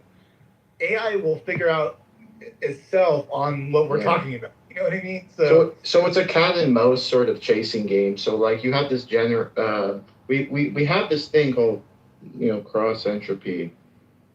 Basically, you have like it's called a GAN, right? A generative adversarial network, right? That essentially does this all day with like they learn each other, right? So like the best way to learn is usually to play against someone, and you guys are both trying to optimize, and they end up coming to this sort of like game theoretical optimal solution or whatever, right? But in my opinion, they're always a step behind. So the people that have to like hack or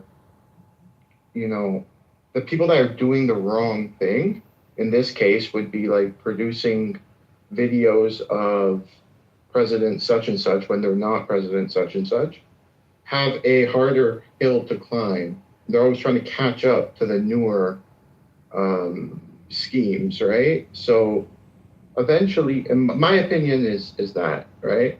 So like will we get 100%? No, but we'll get close enough.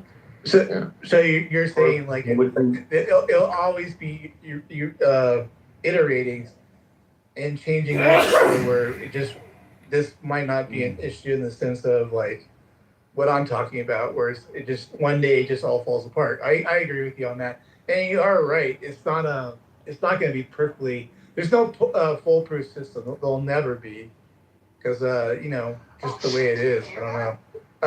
What? I mean, there's some. There's no foolproof system. Did you hear that? There's a lot of very low IQ people here that have nothing to do during work hours.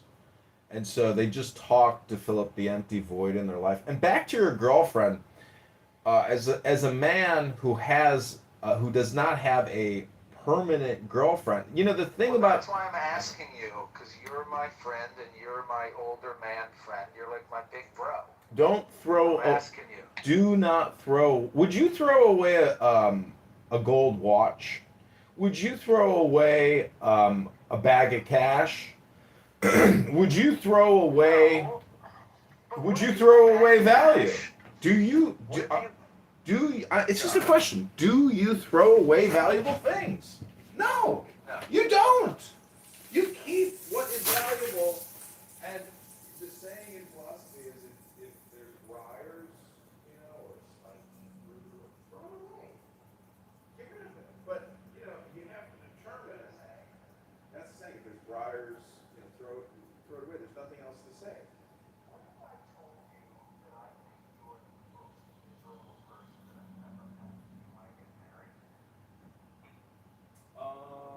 See, that's the. Well, see, listen. I was in love with this girl here in Chicago.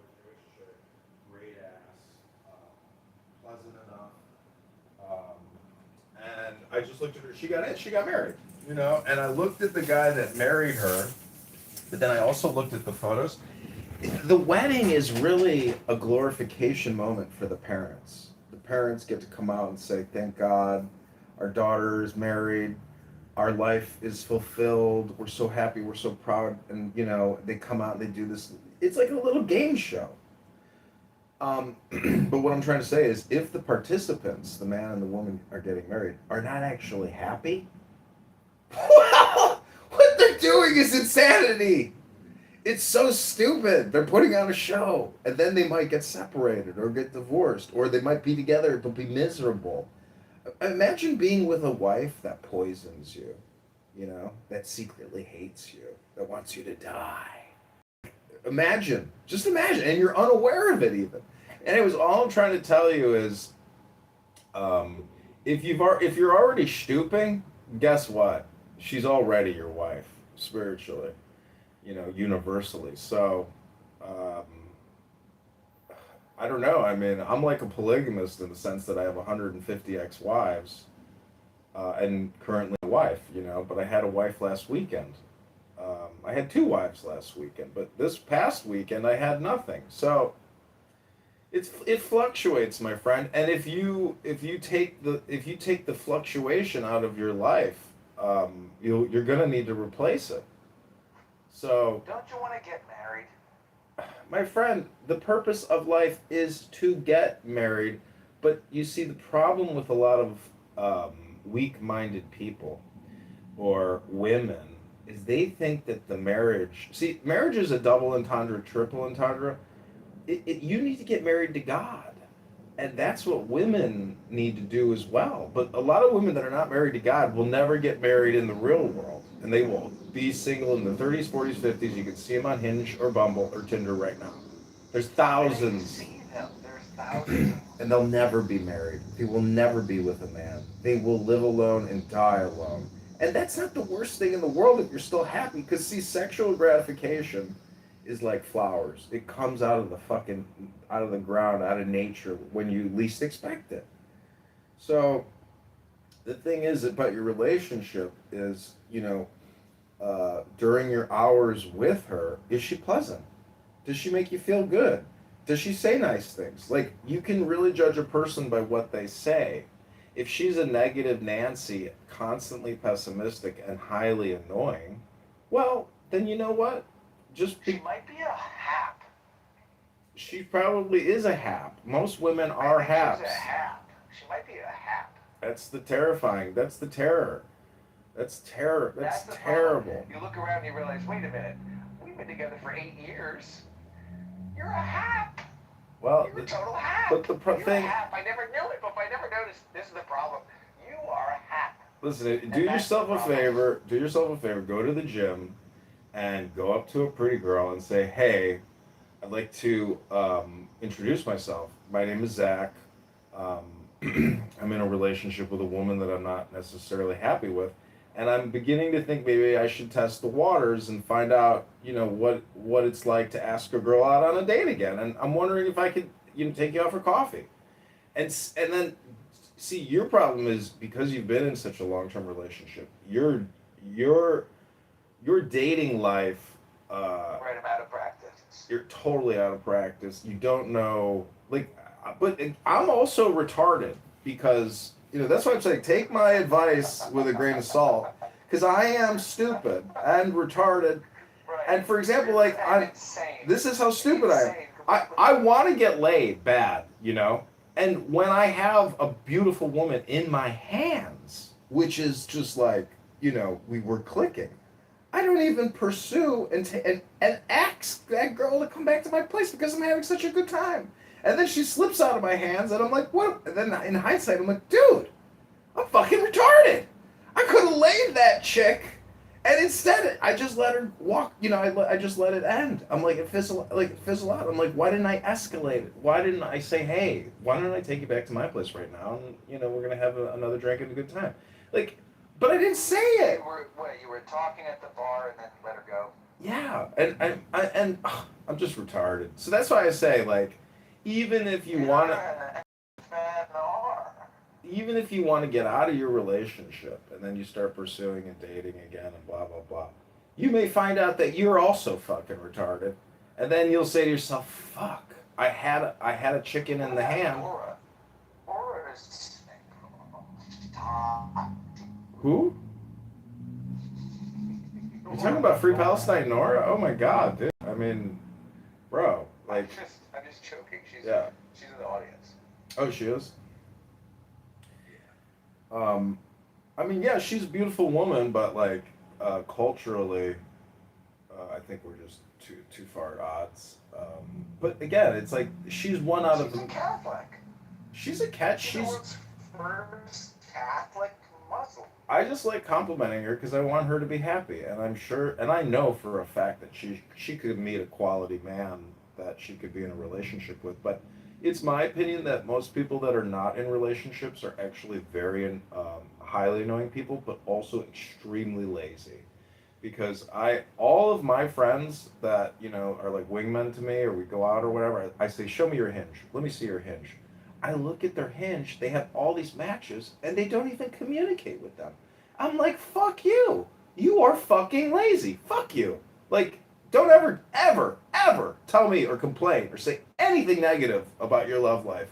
Because all I have to do is look at the work. You do no fucking work. You're lazy.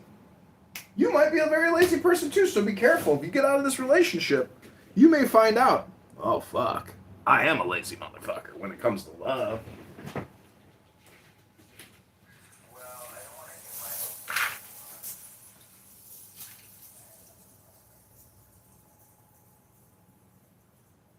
People get in and out of relationships. When push comes to shove, when the engagement ring happens and the wedding plans start happening, that's when push comes to shove.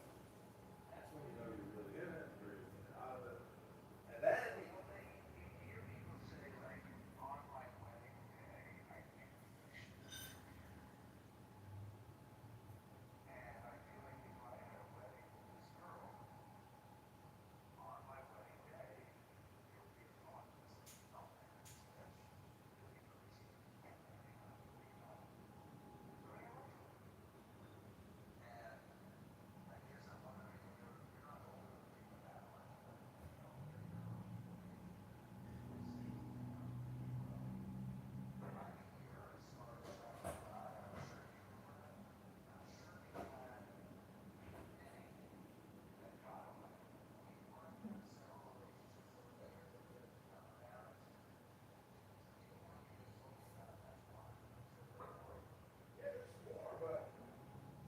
I just want to quote an NFR when he said, everything's just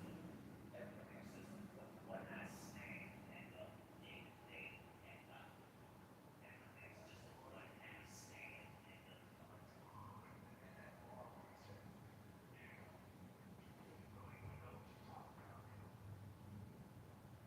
Listen, my sister's married. Um, the rabbis say the whole purpose of life is to get married, but they don't talk about the esoteric spiritual component to that, which is unity with God, the love of wisdom, and not many women are interested in that. That's really, that's really the work and knowledge you need to pursue, and then you will see how that actually plays into your relationship with your love, because you may obtain the enlightenment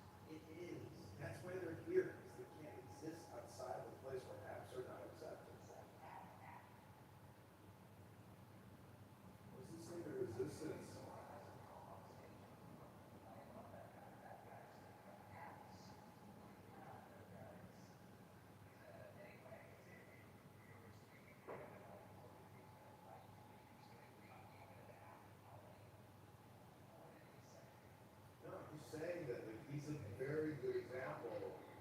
He's a very good example of one of the worst types of apps that are out there. Someone where you're just like immediately.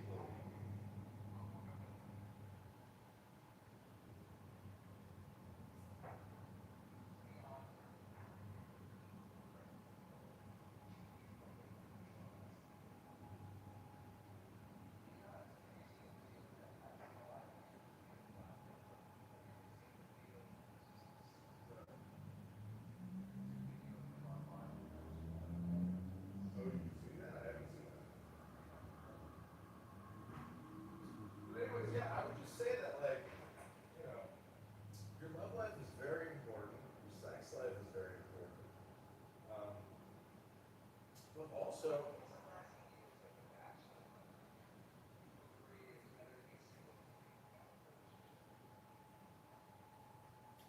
um, it really always depends.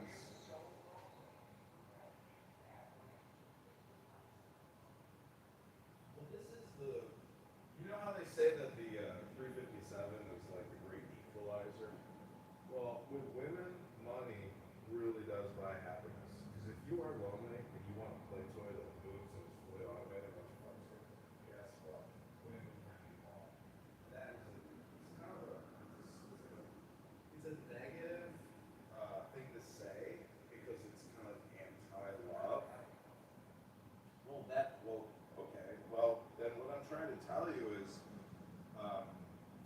it's all very superficial, but when you have a real relationship, it's not superficial. Like, if you're transparent with this person and she's transparent with you, you have a real relationship, even if it's uncomfortable at times. And that is a great thing. That's a very valuable thing, and it's a very rare thing. So do not dismiss it or casually just, lose it. Because trust me, as someone who has lost many valuable things in his life, you do not know what you have until you lose it. And then you're like, I had that. Now guess what? I got nothing. And you're like, it was better to have it than it is to have nothing.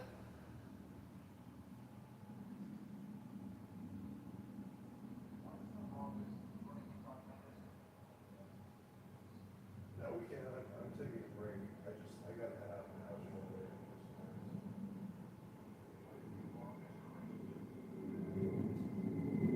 A girl that I engaged to.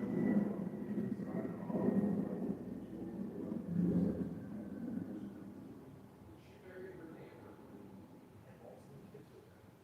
He's a very successful guy. And she married a guy who's very successful. And I was just the one of her boyfriends, who happened to engage her. But so it's like, no harm, no foul. I didn't do anything wrong. Because I felt my life up financially. Because they didn't want to tell her about it. And I was just like, you know what? All my friends were getting married. I decided to throw my hat in the ring. I don't want to hurt this girl. I don't want to hurt this girl. I don't want to, fuck up her life. Altering her destiny. So I ended up engaging her. Yeah, basically the guy who had money and then lost it.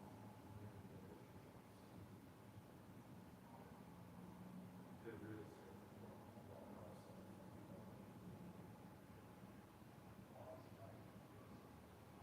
yeah, the market crashed in 08. I bought a house for $645,000 in 08. At the end of 08, the house was worth like $375, and I lost like everything I had in my life. Yeah, it destroyed my life. I think I was 26 when I bought the house.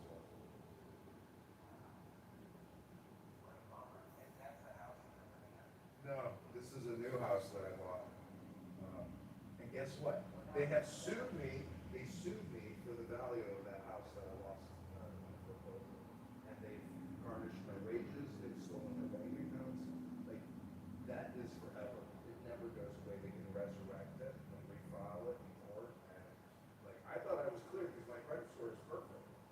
But no, in Illinois, they can come after you for 20 years for mortgage debt. And so they've destroyed my life financially. And they've debanked me. I am a debanked man. Every checking account I open, I put any money in it, they literally seal it. They just close it and take it.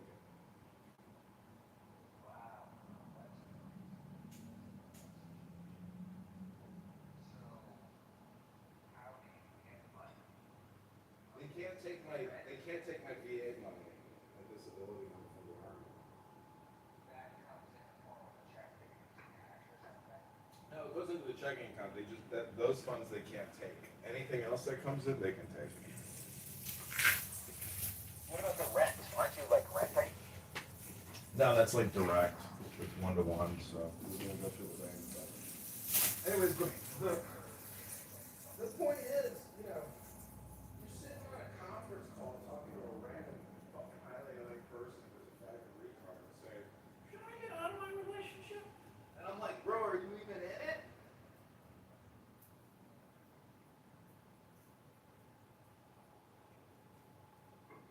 I'm telling you, if you don't do any personal development, nothing is going to clear up.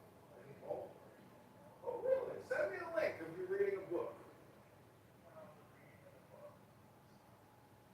It's so easy and it's so much fun, but you're lazy. That's why I say don't trust relationship, because there's a very good chance that you're just like all my other friends who are fucking lazy. And dude, you don't have a Hinge account, Bumble account, Tinder account. You're not swiping right. Bro, I'm on Hinge in every major U.S. city looking for conservative women aged 18 to 29. Do you know how few the numbers are? Everybody out there is a liberal fucking faggot. Everybody. There's a very small percentage of conservative women out there. But when you go city to every, you know, if you look at the top 50 U.S. cities and you filter and you get all the hot conservative chicks, you're like, damn, there's some hot motherfucking bitches. But since you're broke as a joke, you're not a fucking millionaire, you're not gonna get paid, bro. So keep what you got. Love what you got. Appreciate what you got. And if it's not good, well then, keep it anyways, because you got nothing else.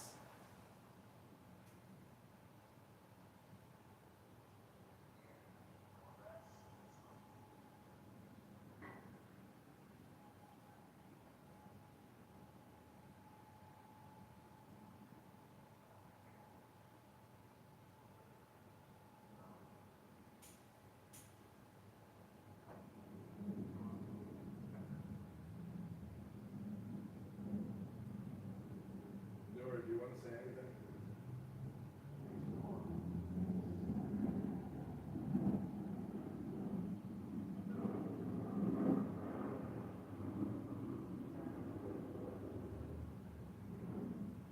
No, but seriously, I mean, reading down a chain,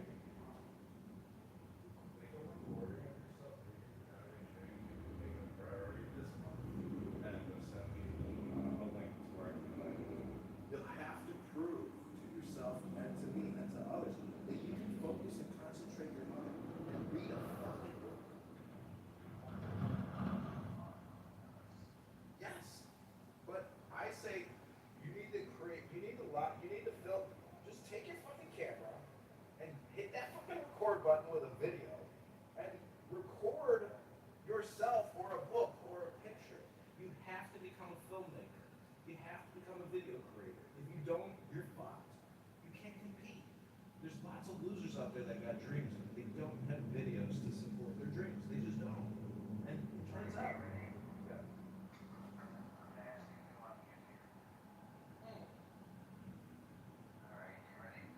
Go ahead.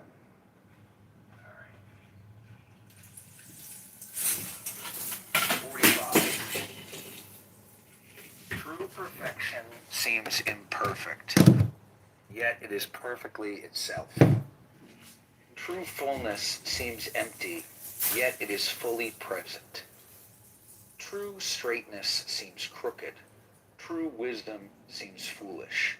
True art seems artless. The master allows things to happen. She shapes events as they come.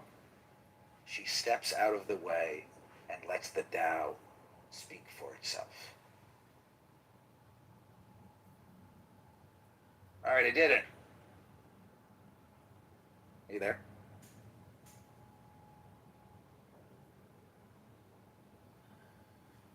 Are you there?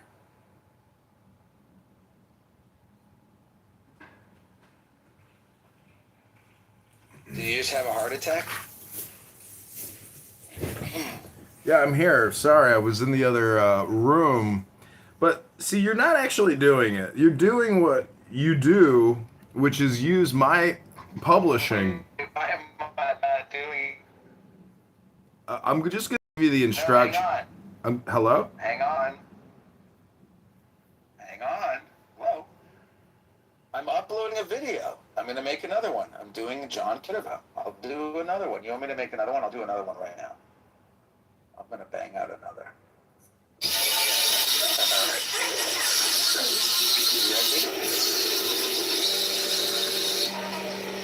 My hand is kind of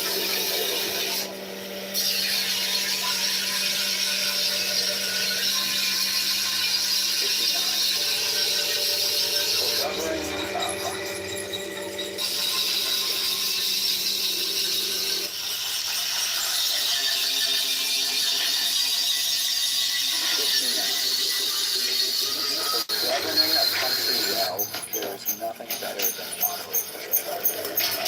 The problem with moderation is tolerance of the sky, all pervading, like a sponge, like a muscle, like a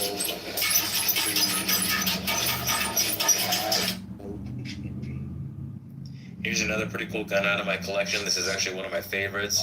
This is a French Moss 44 or a Moss 1944. These are extremely rare in that only 6,200 of these were ever produced. They were used by the French Navy in the Indochina War or Indochina Theater. It has a 10-round detachable magazine chambered in 7.5 French. You could feed it through stripper clips, or you could feed it through the magazine and insert the magazine into the rifle.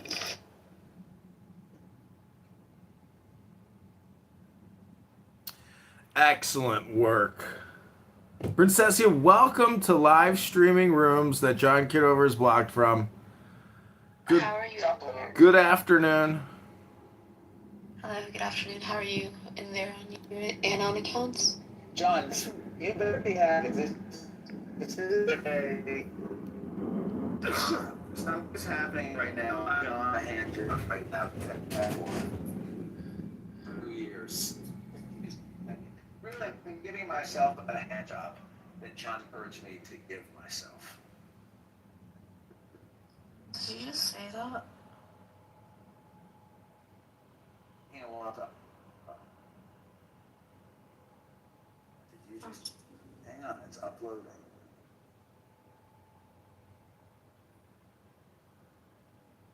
Return to Wi-Fi. Is there anything you want to say, Princessia?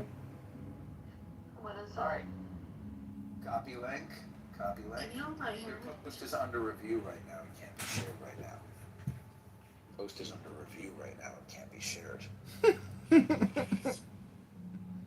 Post is under review. I guess I should just make another one. Should I just do another? Testing, testing. Yes, we can hear you. Zach is ignoring you, apparently. No, I can hear you. I can hear you. All right, hang on. Copy link. Your post is under review right now.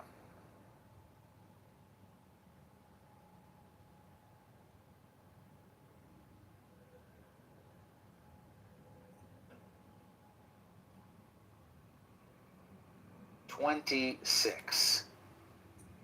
The heavy is the root of the light.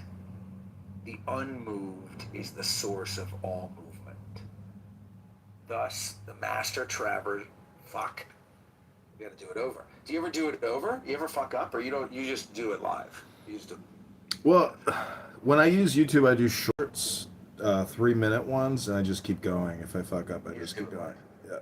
No, I do it live, or I do it shorts. If I do it live, you can do what's called clipping. You hit the little Right, and you click. create a highlight, and so every 60 seconds, you just create a new highlight. Click every 60 seconds, and then it creates the shorts. All right, here we go. 26. The heavy is the root of the light. The unmoved is the source of all movement. Thus, the master travels all day without leaving home. However splendid the views, she stays serenely in herself.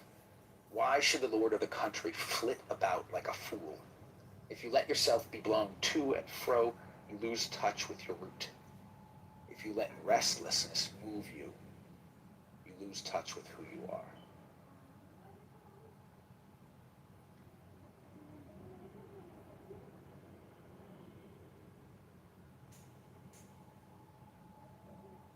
All right, we got 3.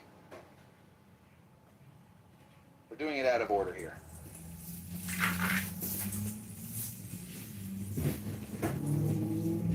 Copy link. The link has been copied. You know what? If you accuse your girlfriend of being a highly annoying person, I got some bad news for you, Zach. What? I'm a highly annoying person? Yeah. Wait, why?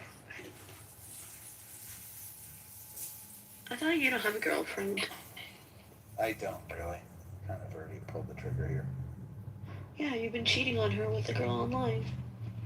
Not really. See, the way to know whether or not you're a highly annoying person is if you actually just like sit down on a cushion in the sun and shut the fuck up. Because like when you have a partner, if you don't actually practice meditation, relaxation, concentration, and focus, it's just like a clubhouse room in the real world all the time. It's highly annoying. It's toxic and stupid. Most of our communication sucks. So if you go silent, intentionally, or you read books together, like imagine having a girlfriend or a wife and you two read poetry or read scripts from like, movies or whatever, where you create. Anyways, I'm just saying, if you're not creating with your spouse or your partner, you're probably just creating conflict. So you need to like create artificial peace, which turns out that it's actual peace because the brain is running on a neurolinguistic program. So that's what I'm saying. Like the link you sent me today about how books are technically like contrarian to the government or to what you might consider a non-altruistic reality or something. It's true. We are computers and we are running off of words. And if you use Clownhouse to run your computer, you are an NFR because this app is NFR. So that's why I say introducing and reading books on here is very important because you've spent so much time here. You have to start diluting the concentration that you've been ingesting. Hello?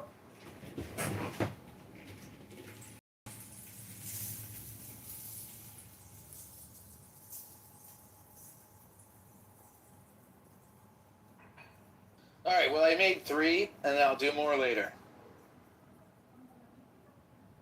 See how it goes. You made them while you were live here?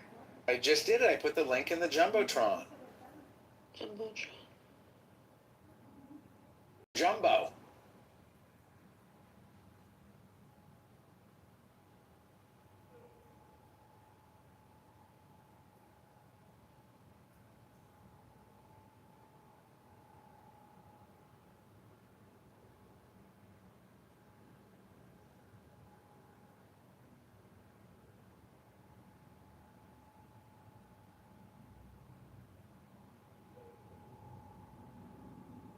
Look, I'll tell you this about personal development. When we first met, not that we've ever met, but when we first encountered each other electronically, I didn't know any jujitsu. And now I'm a jujitsu instructor. I'm a teacher of jujitsu. That's how good at jujitsu I am. Is it because the word Jew is in jujitsu? Yeah, I'm a natural. It's naturally, it comes easy. Juju. Exactly. Jujitsu. Jujitsu.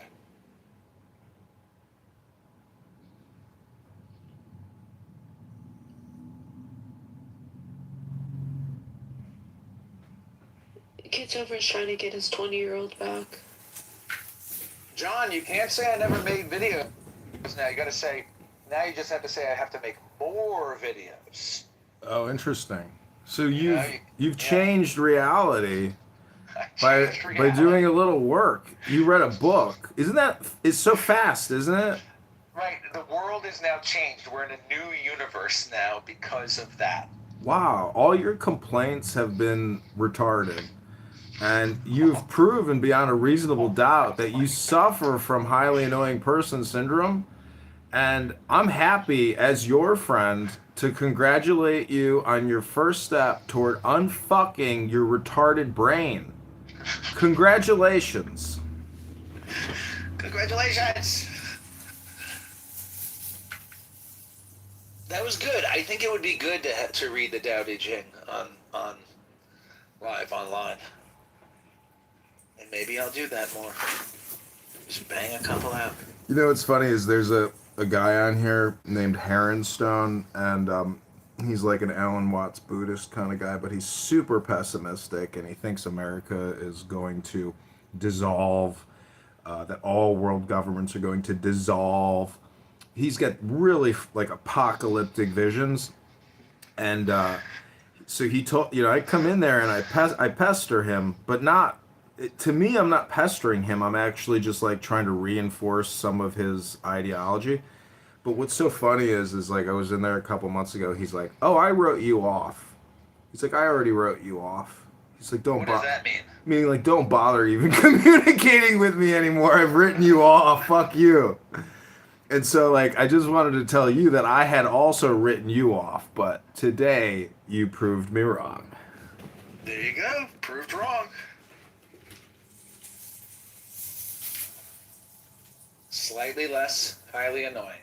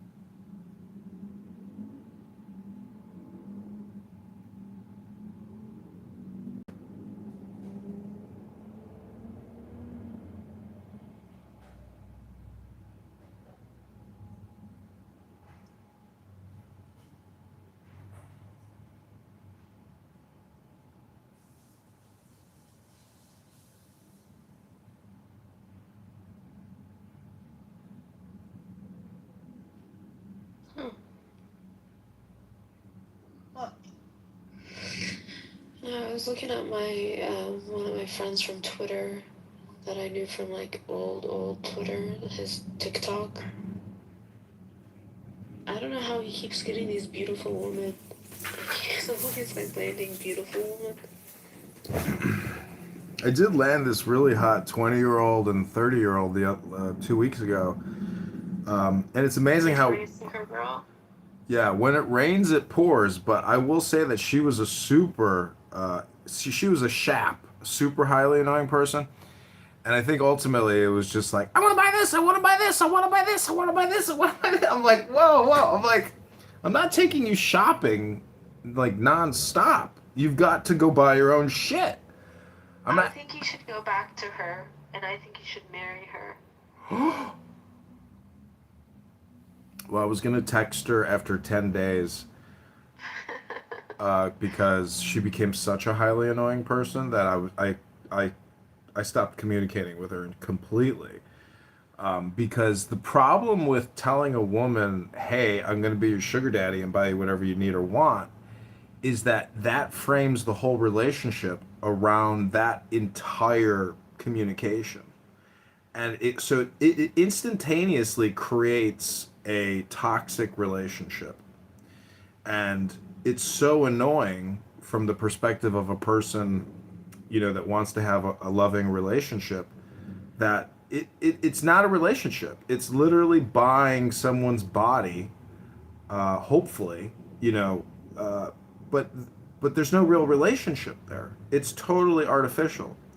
So, that's what I'm saying. Like, prostitution definitely is the oldest career, you know, much more than birthing children or midwifing. You know, because like some people are so stupid that they think animals are racist, and they think that animals also practice prostitution. It's possible that monkeys in the jungle practice prostitution. I don't know. All right, temporary. Hello? Temporary pause. Temporary pause. Temporary pause. You did say a lot. Excuse me. Just a temporary pause. Oh, your girl came into our room the other day, Zach. No way. Is her name like Boo something? Yes. Can you have a temporary? Can you have a temporary pause, please? Temporary pause, please. I'm asking for a pause. Temporary pause starting now. Take the deepest breath of the day. Hold it for 5 seconds. Let it go. Temporary pause. Number 9. Fill your bowl to the brim and it will spill. Keep sharpening your knife and it will blunt. Chase after money and security and your heart will never unclench.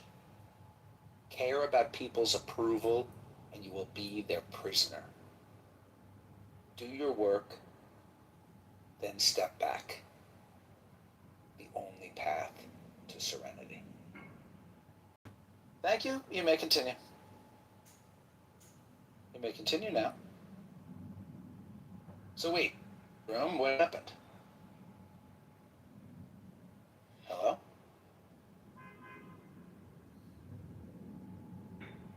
I don't think Hello? what's happening is prostitution. Hello? Wait a minute. What happened when she came in the room? Who? Oh, she The leaf lady. Aleister just said a lot. He just poured out his heart. And you're gonna ignore it? That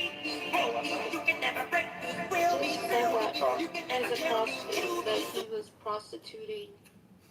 He's a John. 35. To a John Kitover of a 20-year-old. True perfection seems imperfect, yet it is perfectly itself. True fullness seems Infrastructure has been falling apart. Bro, your TikTok's fantastic, dude. Dude, that's gonna be like, I'm telling you, dude. If the algorithm doesn't reward you, keep pushing. You've got gold in your hands there with that book, dude. I'm telling you. Like, if you could No, it's good. Yeah. It's very good. I think you're right. You're the man. You're a very good. What do you mean? Good He's advisor. I not had a successful on TikTok. God damn it! Hang on. Don't curse. I fucked up. Delete and create. Olivia needs to come here to hear your story about how you're trying to get back with the 20-year-old. No, I'm not. I'm like, I thought about texting her, and then I thought about it again. I'm just like, nah, not gonna text her again. Like, I already know. I know her. I know her well enough. Like, we had enough time together where I know that I cannot have anything to do with her. Like, she's. John, do you ever think about moving? I'm moving. I'm moving right now, my friend. No, I know, but like, seriously though. Oh, you're talking to yourself. You're doing what highly annoying people do, is project onto me. Okay, just continue reading your book. Hello?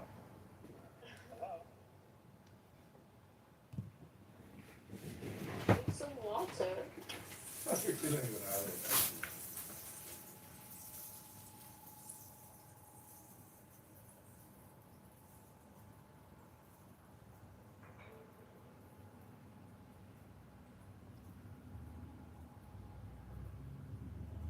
Okay.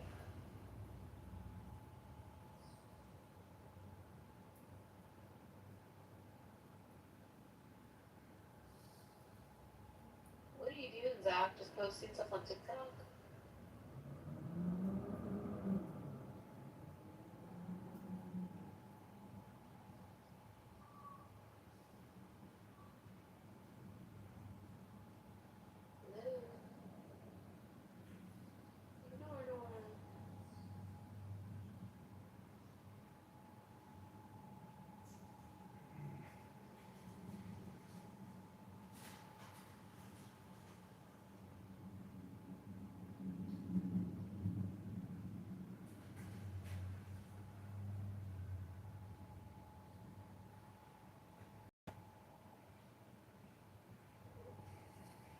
All right, I guess I got to do it again. What are you doing? What? Bigger? What are you doing?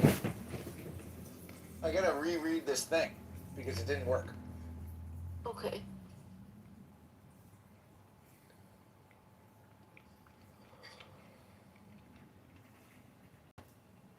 Mention cars? Who the fuck's that? Horrible. Wait. I agree with him in that, I mean, preaching doom is never a good idea. Doom. That's like the inevitability of what's going to happen. Not even Well, our then, horrible. generation. Then why are you still breathing? I don't think it's Because I know what my value doesn't come from. Chase after money and security, and your heart will never unclench. Care about people's approval, you will be their prisoner. Do your work, then step back. The only path to serenity.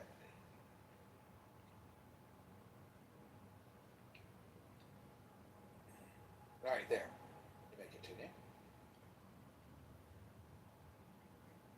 Well, see, Princess, you see what this guy's doing right now? Is he's creating content gold for people who will come across this room, come across this content and say, holy shit, what the fuck is this? Is some, like, magic. This sounds... What is he talking about? Yeah. Oh wait, this is my favorite one. Wait, another one. I'm gonna do another one. This is my favorite one. I mean, it's hard to pick a favorite. This one is good. 56. Those who know don't talk. Those who talk don't know. Close your mouth, block off your senses, blunt your sharpness, untie your knots, soften your glare, settle your dust. This is the primal identity. Be like the Tao. It can't be approached or withdrawn from, benefited or harmed, honored or brought into disgrace. It gives itself up continually. That is why it endures.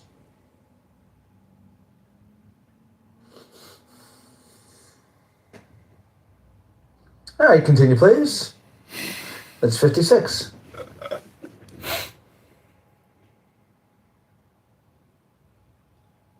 Boom, boom, boom, boom.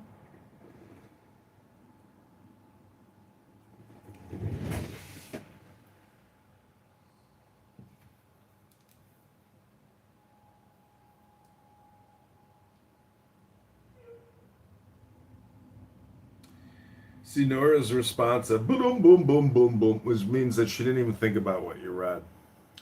And so she's, not on the way like you and me, but good luck, Nora. If you would have understood. Hello? This is gonna be the last time, but it keeps adding this music, so I'm gonna do this one more time. I'm gonna do number 9, starting now. Number 9. Fill your bowl to the brim, and it will spill. Keep sharpening your knife, and it will blunt. Chase after money and security, and your heart will never unclench. Care about people's approval, and you will be their prisoner. Do your work, then step back. The only path to serenity.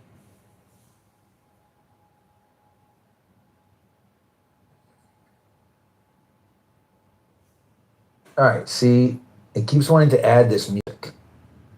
All right, but now I've done it without the music, so you may continue. And I think I'm going to stop for the day because I do have to go back into my automobile. Well, thank you, my friend. 5. That was 5 in a row. Well, thank you, my friend. I think that you're right. I mean, it's definitely not a bad use of time. It's definitely not bad content. It's in fact really good content. It's very useful. It's not just the Tao Te Ching. There's a lot of wisdom books, and there's a lot of wisdom in the books. So I'm hiccuping here. Wouldn't it be amazing if, But, like, you resolve all your problems, financial, geographic, love, because, like, you started reading books on TikTok and your TikTok becomes a big success, and you're like, bro, you changed my life. I was That would be like, crazy. well, you were a SHAP, NFR, ESL, and I just, You were an ESL NFR SHAP, but then I brought you out of the goo. yep, I raised you up, and now I return you back to society to be a man. Just like Noura here, she'll never go in another elevator shaft and scream jihad. She just won't. It's just she's already done it. So she would never waste her time being redundant. You know, she's experienced that. I can't really scream that loud anymore because of the stitches, but Maybe I would try. I I actually did do something similar recently, but then I got arrested. But don't you not like? Do you still believe in all that stuff? What, jihad? Yeah. I demand jihad. Jihad is not a bad thing. Like, why do you think jihad is a bad thing? Well, can I answer that question? I asked. The reason why I think jihad is a bad thing is because my understanding that jihad is about killing people who are not Muslim. That's not what jihad is. Jihad comes from like Semitic languages in general. Jihad a bad day. All right, sorry. Yeah. I'm sorry. They come from root letters that mean something, and It means struggle. yeah. So jihad, in the context that I was saying, It's like Mein Kampf. yeah, I don't know. I wanted justice. That's what I demand jihad meant to me in that phrase, was I want justice. But aren't you now, as a Catholic Christian? I'm a Catholic Muslim. But don't you now believe that Jesus wanted us to be peaceful and not kill each other, and so that anybody who raises the sword to his fellow man is a sinner who should be condemned to the hellfires of eternal damnation? There's war, and do you disagree with that? That's not what the Catholic Church teaches. There's something called I forgot what it's called. It's something about equal portion of war, like how it's supposed to be. That's not the phrase where you're supposed to respond. Did you see the video from October 7th where they killed the golden retriever? No, I didn't. Because that was worse than any human Jew. That was the saddest one. By the way. I don't actively seek out anything. I didn't. Even the You didn't stuff watch it because it was too upsetting? I just don't actively seek any of that stuff. It was coming on my timeline. That's why I was seeing what I was seeing, but I didn't actively seek it. Oh, so you don't know what you're talking about? About what? About the war in Israel. I didn't say anything about the war. You said you demand jihad. So I demand jihad, and I didn't say anything about Israel. All right. Well, you can demand jihad if you want to, but I don't know where that's going to get us. Jihad is just justice. In the context that I was saying it. Have you heard the Robin Williams? I demand justice. Have you heard the Robin Williams bit about jihad? I think so. I think you or Diego or somebody played it. Mm-hmm. Have you heard it, John? It's pretty good. Robin Williams. He probably wouldn't want to indulge in some Robin Williams because that's a waste of time.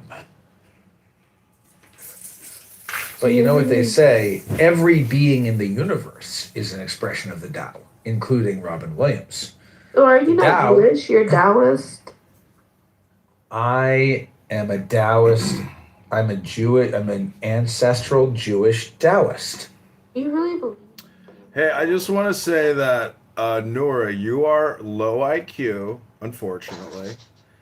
You are like a jihad. You are a jihadist, and you are again. I just can't reiterate how low IQ you are for your own well-being, because I want to help you. Well, hold on. Hold on. No, I'm about to tell you why you're retarded. Just listen carefully. It'll be delicate and polite. Please hold. It's only because I read books that I'm able to I'm only able to correct your retardation, and it will be quick. When you say that jihad means justice, you are. Please hold. Please hold. Listen, otherwise you'll be a shap. You'll be at risk. Yeah. Yeah.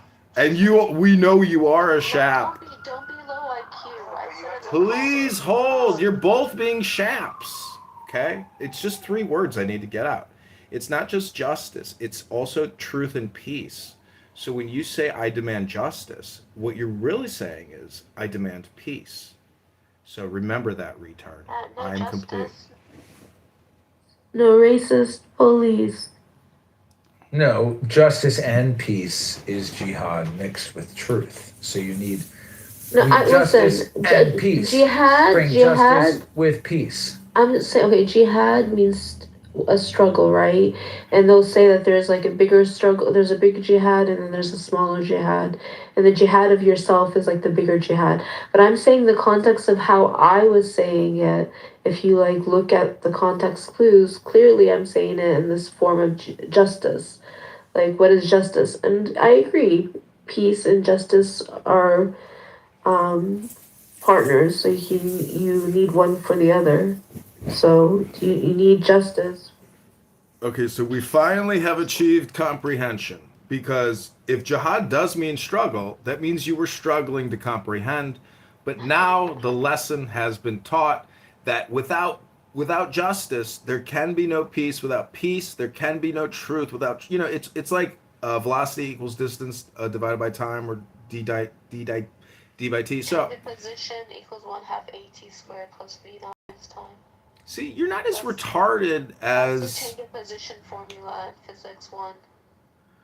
Well. So change delta x. Do this. Delta x equals 1/2. Yeah. A, which is 9.8 meters per second squared. Wait, let me ask you a question. Was there a 13th floor button on that elevator you were in? I wasn't paying attention. When I went in the elevator, I was like, it represented Palestine to me, and I wasn't going to be exiled. That's why I sat. Oh my God. Have you ever done LSD? Why do I need LSD when I'm already high? I'm medicated right now, just for the record. Against my will. They injected me. They made me infertile. Wait, what happened when the leaf lady came in the room? Did you talk to her or no? She didn't come up. But I knew it was her because it was only 3 friends. I was like, that has to be Zach's friend. She changed her name. Scary something. But yeah, she didn't come up. She didn't want to talk to us. So you're communism and you brainwash the underclass. Are you wearing gold chains on your shirt? Trying to act like a sugar. I don't even want to say that phrase. A sugar father. Yeah, I have some fake gold chains. That's in my PTR, yes. So you guys have all participated in yet another John Kitover experiment. I thank you two for participating. Nora, you're still a failure, but Zach here has graduated to the next level. You did have a little bit of a comprehension breakthrough with the word peace, not just struggle and fighting for what you perceive as your perspective justice. But see, the thing is, without peace, there really can't be any truth. So I pray for peace in your personal life, not just the international global political situation, but individually. Because the whole thing ultimately gets broken down individually. And, if you can't obtain happiness or peace, that's a you problem. And it's because you're retarded and you're low IQ and you don't read books and you just drift around like a fucking vapor, like a fart. And you just go from one video TikTok to another Instagram to another YouTube to another clown house room to another Diego thought. Oh, he's him he's the greatest fucking fat, obese neo-Nazi married to a Ukrainian bitch that he's divorced. He's got all these illegitimate children. Oh, Diego. Get it out. Get it all out of your system, loser. That's right, Jihadist Jane. Get that fat Nazi dad bod, fucking balding, slimy, low IQ faggot, gaslighting retard out of your mind once and for all. Free yourself from the Diego fart. I met the guy at a gas station. He didn't even get out of the car and stand up and shake my hand. That's how much of a lazy fucking faggot he is.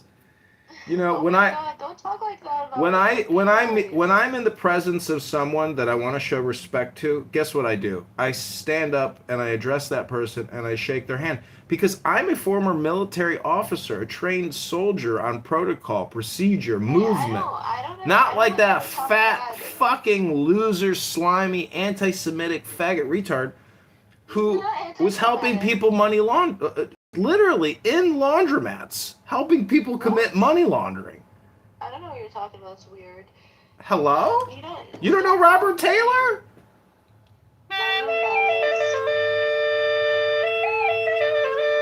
Isn't it amazing? I'm mocking a guy that you gave a blowjob to who doesn't even talk to you, that ghosted you. He probably didn't even pay you for the blowjob. So that's why I say that, like, I wish I gave him one. oh, well, whatever you did do, you know, we tried to help you do your crisis control communication management, but you didn't help at all. You're the reason I rage baited that night. I'm not so sure what you're talking about, but this has You been... came in and you attacked me while I was being... You're the reason that I rage baited that night. Ooh, that's a good song, right? That's a Suno. Holy shit, let's pop that one in. I got 1 day left on my subscription. Baited me like crazy. Let's do it. Let's put that in Suno. Rage baited me. Rage baited. I love Diego. It sounds like you love him too. We're gonna do a simple. So, what was the what did we just say? You're the reason. You are the reason. Who mistake? Rage baited me last night. Last night. Baited me. Rage baited me. Okay. Making a song to get Diego back. Okay. Diego, forgive me. It was Allister's fault. Yeah, this is my last day on my Suno subscription. I'm gonna let it pass. Take a break. I think the other day I created like 100 songs in a day, and I know this guy who's struggling financially. It's not you, Zach. There's a lot of other people who struggle financially, and he has a miserable job. Cleans up garbage all day. He basically cleans up garbage. I'm not kidding you. Like, the guy is a garbage cleaner at a big bar. But without further ado, this is Thumbs on Fire.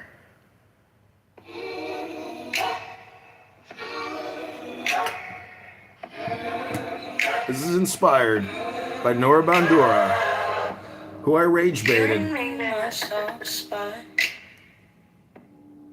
You pressed it anyway.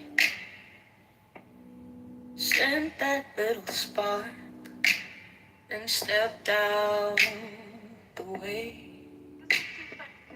Read my pulse like text, then fed it back to me. Now my hands still shake from what you made me see. You knew what it would do, knew how I'd lean in, turn my hurt to fuel, and called it just a win. You rage baited me. You rage baited me, bitch! Now I taste that burn on the tip of my teeth. You rage baited me. You rage baited me, bitch! Left me holding small where my calm used to be. I saw the baited grin hidden in your grin. Little loaded words and the hook you spit me in. I was trying to be cool, trying not to snap. You kept tapping glass till it all came back. You knew what it would do, knew how I'd lean in, turn my hurt to fuel, and called it just a win. You rage baited me, you rage baited me. Now I rage baited me, bitch! On the tip of my teeth. You rage. You know what? I think that John Kitover is right. I am a highly annoying person. Actually, I'm a super highly annoying person. I'm a shap! Baited me, you rage baited me. Left me holding small where my calm used to be. Don't call it chemistry if it only cuts. Don't call it honesty if it's built on blood. I'm not your little spark. I'm not your easy man. Watch me put this down and never let it back.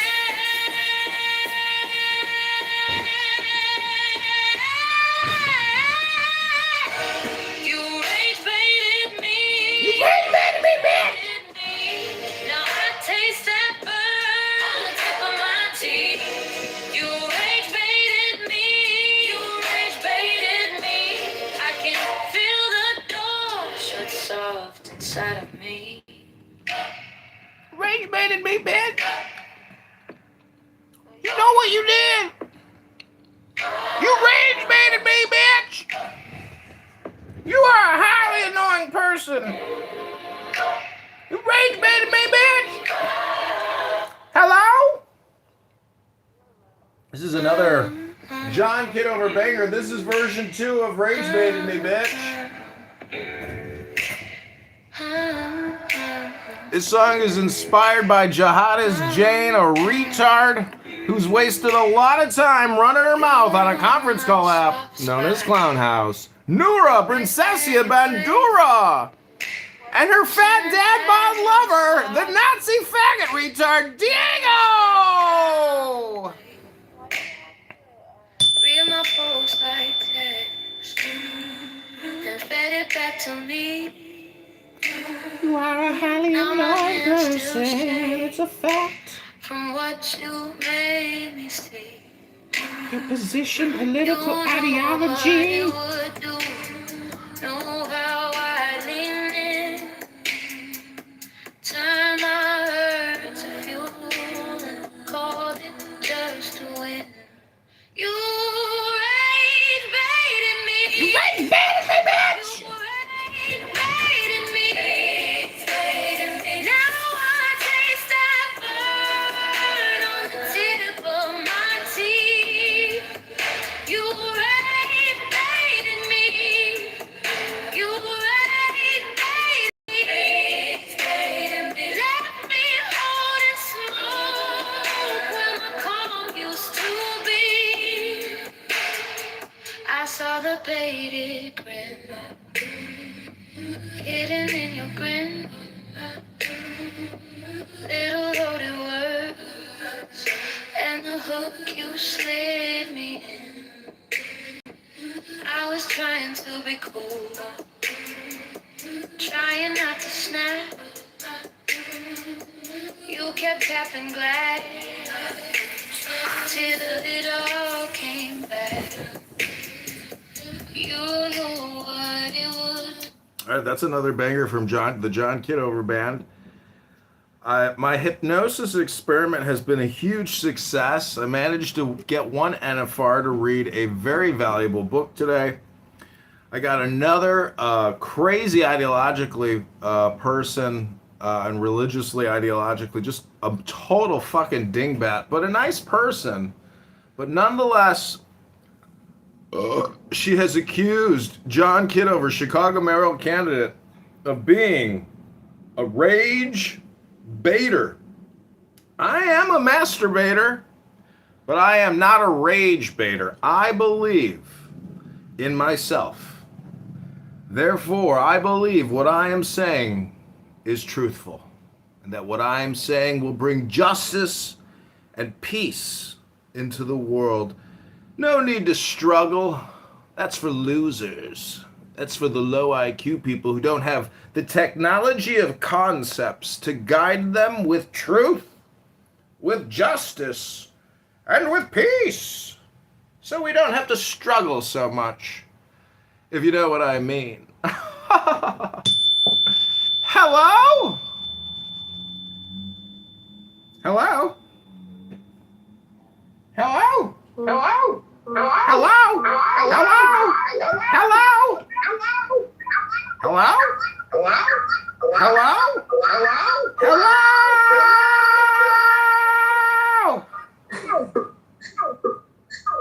Hello? Hello? Hello? Hello? Hello? All right, so I got this cool Bluetooth. It's like a big speaker Bluetooth. It's pretty dope. So I'm gonna hit this fart button here.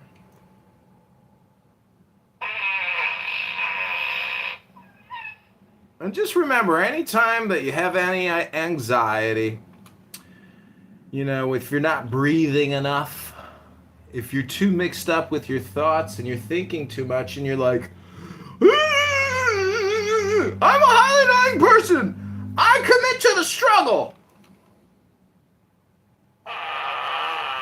Just remember to smell your own farts, because a lot of people mixed up in the struggle, they don't even smell their own farts anymore. And when I rip a big fart, I like to be in the moment, in the now. In Zen, they call it being in the now.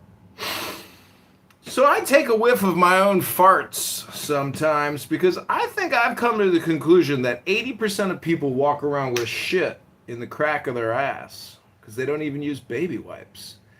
And nobody likes the smell of farts, so why would anybody want to smell their own fart and inhale the gas that comes out of your rectum? But I would just say that if you're really in the now, if you're really present, you don't say fart. You just fart. And no, you don't sit there and smell your own farts, because that would be a waste of time. You would be a retard to smell your own farts and then share those plume opinions with other people. And you would be retarded to even listen to a man at 2:52 p.m. Central Standard Time on a Monday at a work day sit here and talk about. You would have to start accepting personal responsibility for the content that you consume. And the content that you create, most importantly, because the content you're getting here is terrific. It's gold transmission. I'm literally depositing gold in your Fort Knox, which is your brain, for future retrieval when you're like, you know what? This would be a situation where John Kitover would say, I'm being a shap. I should probably just zip it. You know, put a zipper over the lips and just zip it. Because you would be like, yeah, John Kitover would accuse me of being a shap right now. That's the way I would view all future shap events.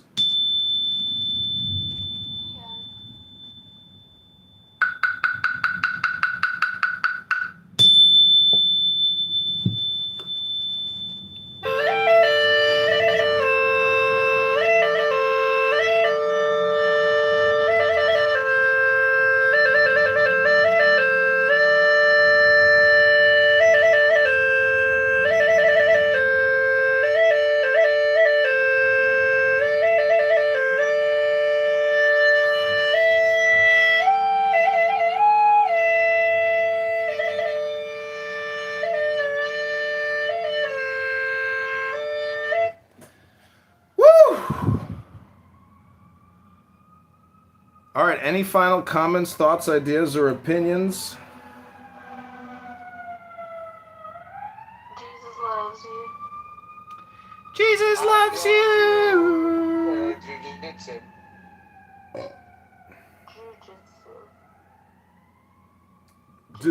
Did Moses invent jujitsu? Oh no, who was it? It was Isaac. No, who was it? It was Jacob. Jacob.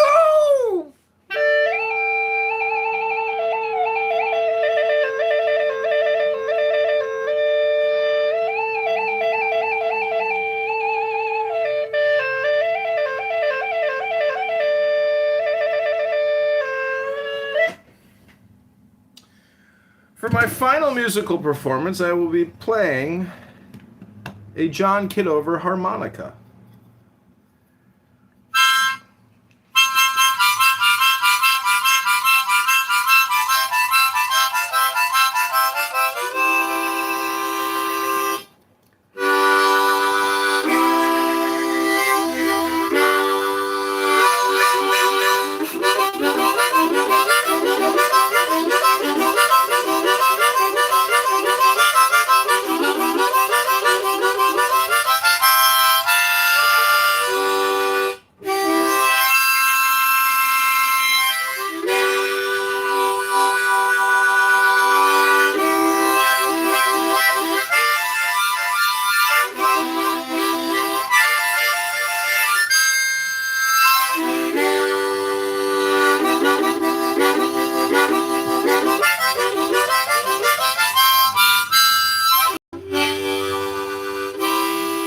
Ladies, just imagine what I could do for you down there if I can play a harmonica like that.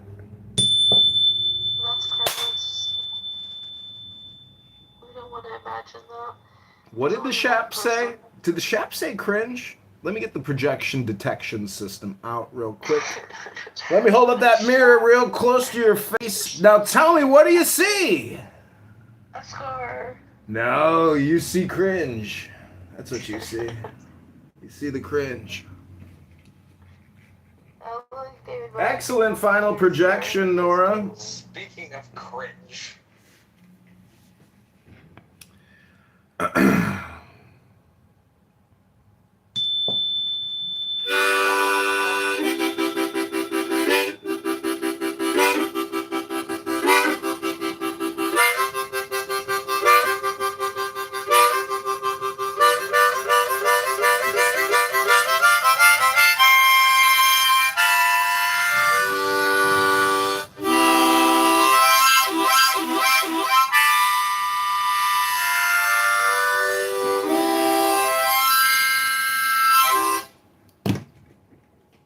Okay, I'm going to read something real quick before I end this live stream.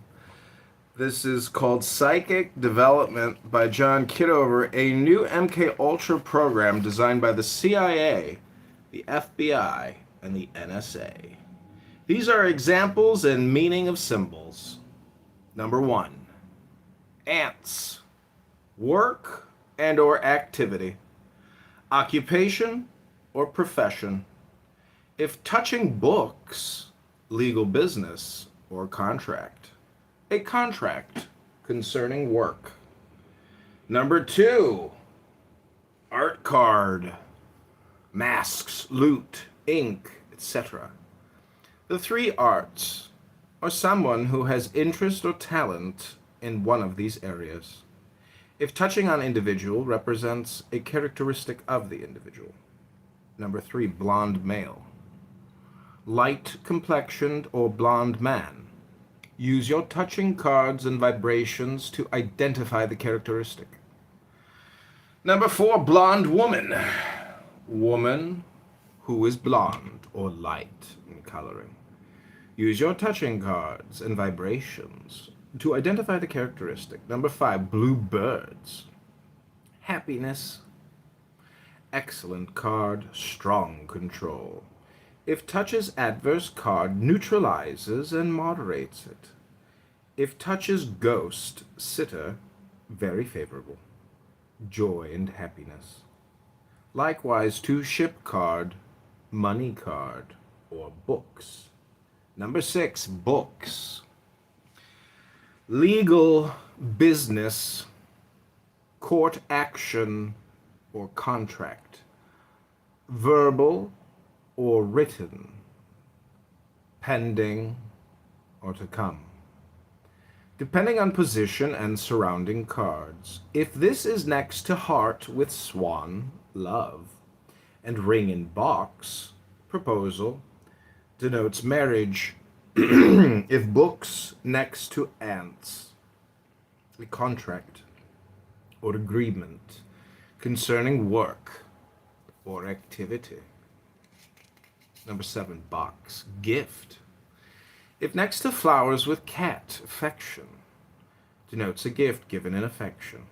If next to heart with swan, love, a gift given in love. If next to ring in box, proposal, would denote engagement. Number 8, building, institution, court, hospital, or large building, as in business. If next to ants, work in large building. If medicine bottle and scale, sickness, denotes hospital. If touches books, legal affairs or contract, etc., denotes court action. Number 9, castle, romance, next to heart with swan card, love, and ring in box, proposal, an affair of the heart. Number 10, crickets. Good luck. Very good, strong control card. Adds strength to any it touches. Number 11, crown and dragon. Honor. Recognition. Laurels. Worthy praise. A strong control card and good to all it touches. If it touches art card, writing, drama, or music. Recognition in one of these areas or a personal project. If touches ant card, recognition in one's work. Number 12, dagger. Danger. If touching an individual, the person should be cautious. If devil, calamity is near. Use extreme care. Like condition if near books, legal or contract, court affairs, etc. Act with great care and guard against deception. Number 13, dark female. Dark female or brown-haired woman. Use touching cards and vibrations to identify the characteristic. Number 14, dark man. Male who is dark-haired or dark-complexioned.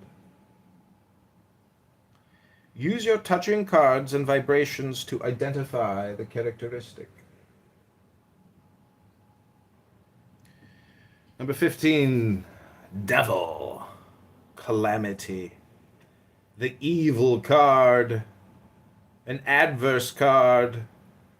Those cards touching govern its strength and purpose and area to exercise care.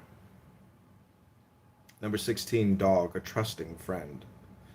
A strong control card and a good one. Touching card reflect its understanding and meaning. If touches gates, an opportunity presented by a friend. Number 17, eyes. Suspicion and or jealousy. If touching ant card, work, and crown and dragon, honor, recognition, laurels, worthy praise. Someone views your work, praise or recognition with suspicion and jealousy. Number 18, fan. Flirtation or small degree of interest. Next to heart with swan love. A shallow affair. If touching eyes, suspicion and jealousy. A flirtation viewed with suspicion and jealousy. Number 19, fish. Disappointment and or disillusionment. If touching ship card wish, a disappointment and or disillusionment in wish, again, touching cards govern degree of strength and meaning.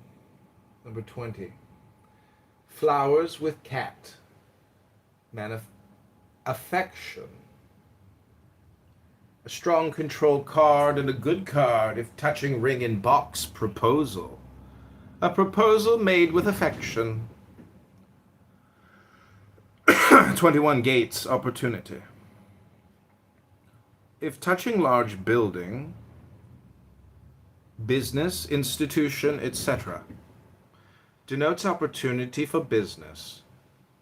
Following cards reflect the degree of importance and activity. Number 22, ghost, the sitter, the one who's being read. Number 23, goblet. Entertainment or gala affair. If touching art card, writing, music, drama, etc. Or bluebirds, happiness, a happy entertainment awaits. Number 24, heart with swan. Lover or affair of the hearts. If touching books, legal or contract, etc., a loving contract or marriage. If touching cricket's luck, a lucky or fortunate development in affairs of the heart. 25, incense burner, home. Use touching cards for perception and meaning. If heart with swan, love, lovers, or love affairs of the heart. Bluebirds, happiness. Touch, harmony, love, and happiness within the home. Number 26, jack in box. Surprise. If touching open door, visitor, a surprise visitor. If touching books, surprise in legal action. Court action or affairs of law. Number 27, kettle, emotion. If touching volcano, excitement. And incense burner, home. Emotion and excitement in the home. Number 28, lifesaver. Help. A lifesaver. Excellent. Strong control card, which brightens all it touches. Number 29, medicine bottles and scale. Sickness or health disturbance. If a favorable card touches, a mild illness. Number 30, money. Money. If dagger, danger. Touching. Guard against personal loss and or assault. If touching the ghost, sitter, money coming directly to the sitter. Number 31, mountain. distance in the future.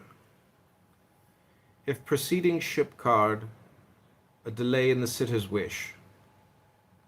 When this card is seen in any of the 3 rows, that row refers to the distant future. Should the mountain card appear in the first row, would indicate that things in the sitter's life will remain relatively the same without notable change, and the reading is directed after this time elapse. Number 32, older woman and man. A woman or man older in years than the sitter. Use the touching cards and vibrations received to identify the sex and characteristics. Often this card reflects the parent image. Number 33, open door, visitor. If touching the incense burner home indicates a visitor coming into the home. Number 34, peacock, pride. If touches an individual's card, indicates one who has a great deal of pride.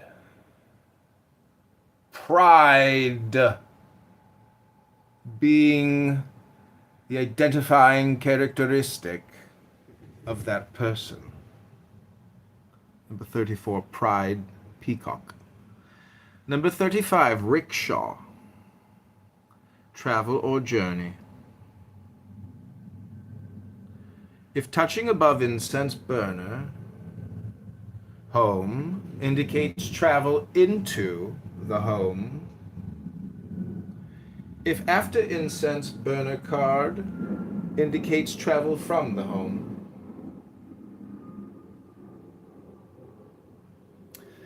Number 36, ring in box, proposal. If touching ants, work. A proposal concerning business or activity. Touching heart with swan card, love. A proposal concerning marriage. If dog touches, news of a marriage of a friend or someone close. 37, ruddy complexioned man, male who is ruddy complexioned, flushed, or reddish color of hair. Use your touching cards and vibrations received to identify the characteristics. Number 38, scroll, communication, wire, note, letter, phone, or cable. If touching individual and ants, work. Communication concerning work. If touching kettle, news that stimulates emotions. Number 39, ship. Wish card, preceding and following cards govern its strength and outcome.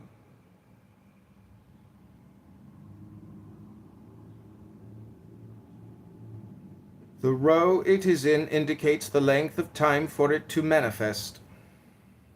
Extra force is added to the interpretation of the ship card if strong control cards are touching. For example, touching fish, disappointment, and or disillusionment indicates disappointment and or disillusionment in wish, whereas touching bluebirds, happiness, indicates the fulfillment with happiness. Number 40, snake, malice or envy. Often seen as identifying the characteristic of an individual, a low-rated card.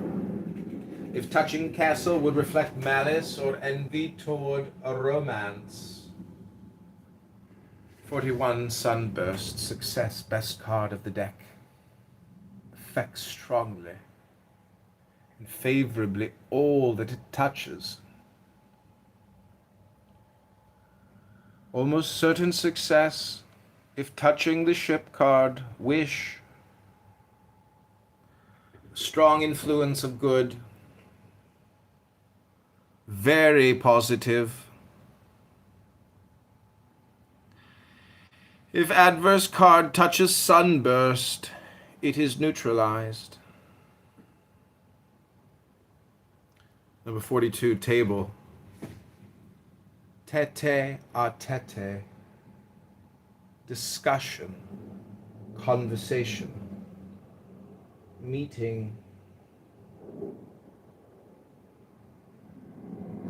For example, if next to ring and box card proposal and ants card work, indicates a talk about a business proposal or activity. Number 43, tears over bottle, tears. If sunburst card touching indicates tears of happiness, joy, etc., should the fish card be touching, indicates tears of disappointment and or disillusionment. Number 44, volcano, excitement. Relates touching cards with excitement. Favorably or unfavorably, depending on touching cards, and if adverse or strong control cards. Number 45, wheel, change.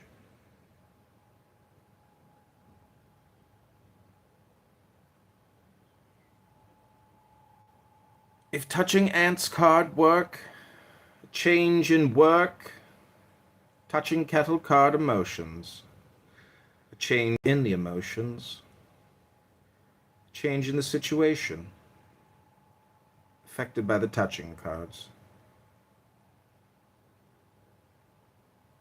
Okay, that is your John Kitover Psychic Development. That is a system of symbols. It was 45 symbols. Number 1 was ants, 2 is art card, 3 is blonde male, 4 blonde woman, 5 blue birds, 6 books, 7 box, 8 building, 9 castle, 10 crickets, 11 crown and dragon, 12 is dagger, 13 dark female, 14 dark man, 15 devil, 16 dog, 17 eyes, 18 fan, 19 fish, 20 flowers with cat, 21 gates, 22 ghost, the sitter, 23 goblet, 24 heart with swan, 25 incense burner, 26 jack in box, 27 kettle, 28 lifesaver, 29 medicine bottles and scale, 30 money, 31 mountain, 32 older woman or older man, 33 open door, 34 peacock, pride, 35 rickshaw, travel, 36 ring in box, proposal, 37 ruddy complexioned man, 38 scroll or communication, 39 is ship, your wish card, 40 is snake or malice or envy, 41 is sunburst or success, the best card of the deck, sunburst, number 41. 42 table or discussion, 43 tears over bottle or tears, number 44 volcano or excitement, and 45 wheel or change. Okay, that's your John Kitover Psychic Development playing cards. I hope you enjoyed that. It's called the Thai Psychic Development Cards. What they are, have you been aware beforehand of the outcome or facts of a situation without actually understanding how you knew or thought of someone, only to have them shortly phone or visit you? Then you have indeed the gift of being able to transmit and interpret the psychic. It is believed everyone has these latent abilities. John Kitover psychic development cards were designed from ancient Oriental interpretations and modernized for the explicit purpose to help clown house retards assist in developing the psychic and or intuition ESP and become the clairvoyant. With careful study of the simple instructions, an awakening of your occult powers will unfold to the astonishment and entertainment of you and your friends. It would be well to read in quiet with sincerity and acknowledgement, appreciating the work that John Kitover has done in putting this on YouTube. Like the video, share and subscribe right now. And John Kitover will appreciate you as you develop in your new awareness. You will enjoy developing these gifts. And John Kitover psychic development cards may present the key to the door of mystical knowledge. Read carefully the instructions, relaxing, breathing deeply, and allowing this knowledge to come forth intuitively as you develop. As you advance, you will uncover a sensitivity to the interpretations of the layout and the symbols in depth, description, time, and condition, often in minute detail. You will be astonished at the increased degree of accuracy within your awakening awareness.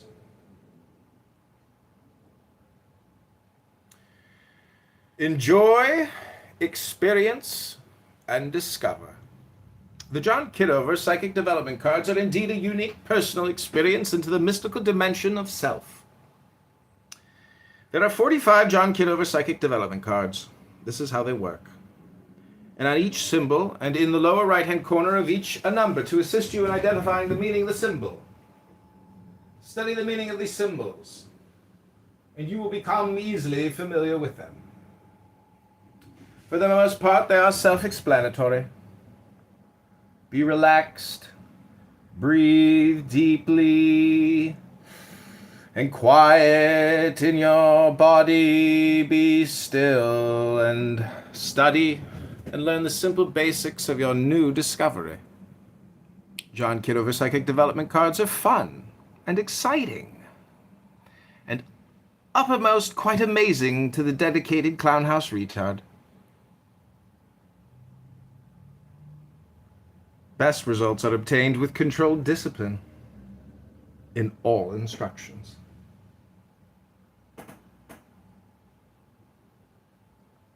The reader is the one who will read the cards, and the sitter is the one to be read. During the readings, it is helpful to the reader to hold an object that has been used or worn a great deal by the sitter. This may be a watch, a pin, a ring, keys, or a billfold. Vibrations can be readily picked up by the reader who utilizes this channel of contact. The reader and sitter are to sit across from each other at a table or in a clown house room, quietly relaxing a few minutes together.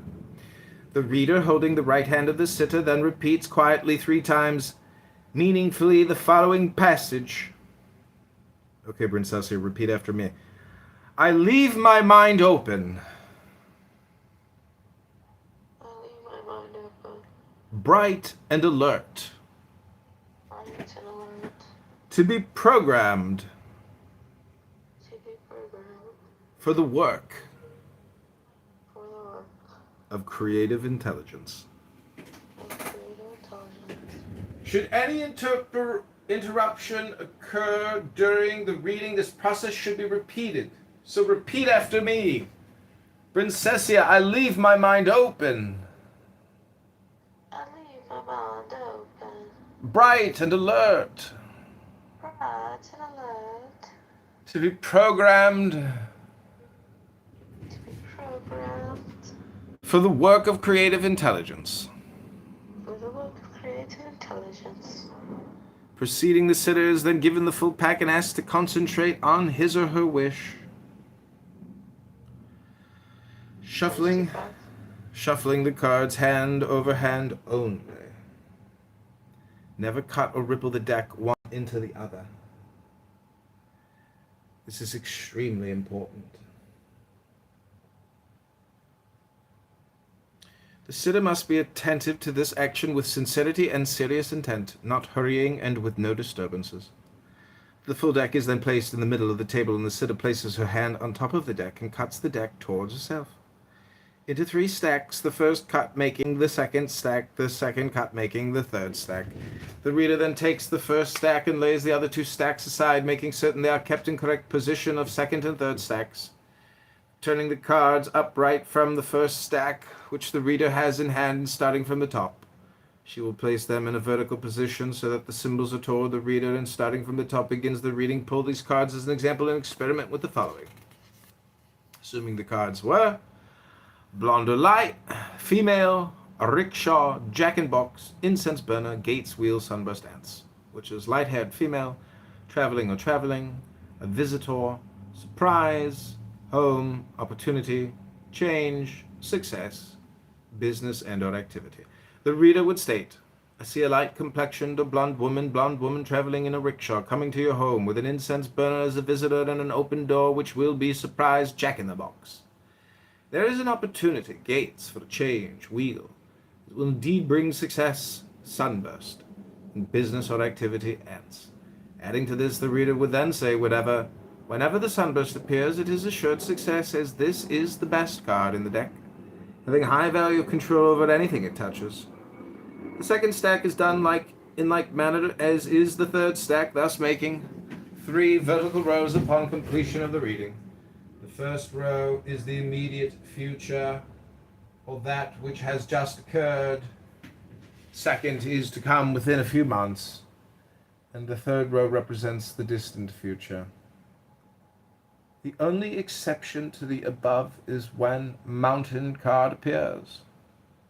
Distance. This indicates at a latter time. Should the mountain card appear in the first row, conditions will remain relatively the same until some time has elapsed. Consideration should always be given to the cards above and below each card as they determine the governing degree of importance. For example, assuming the cards were crickets, good luck, ship, wish. Fish, disappointment and or disillusionment. Bluebirds, happiness. Heart with swan, love.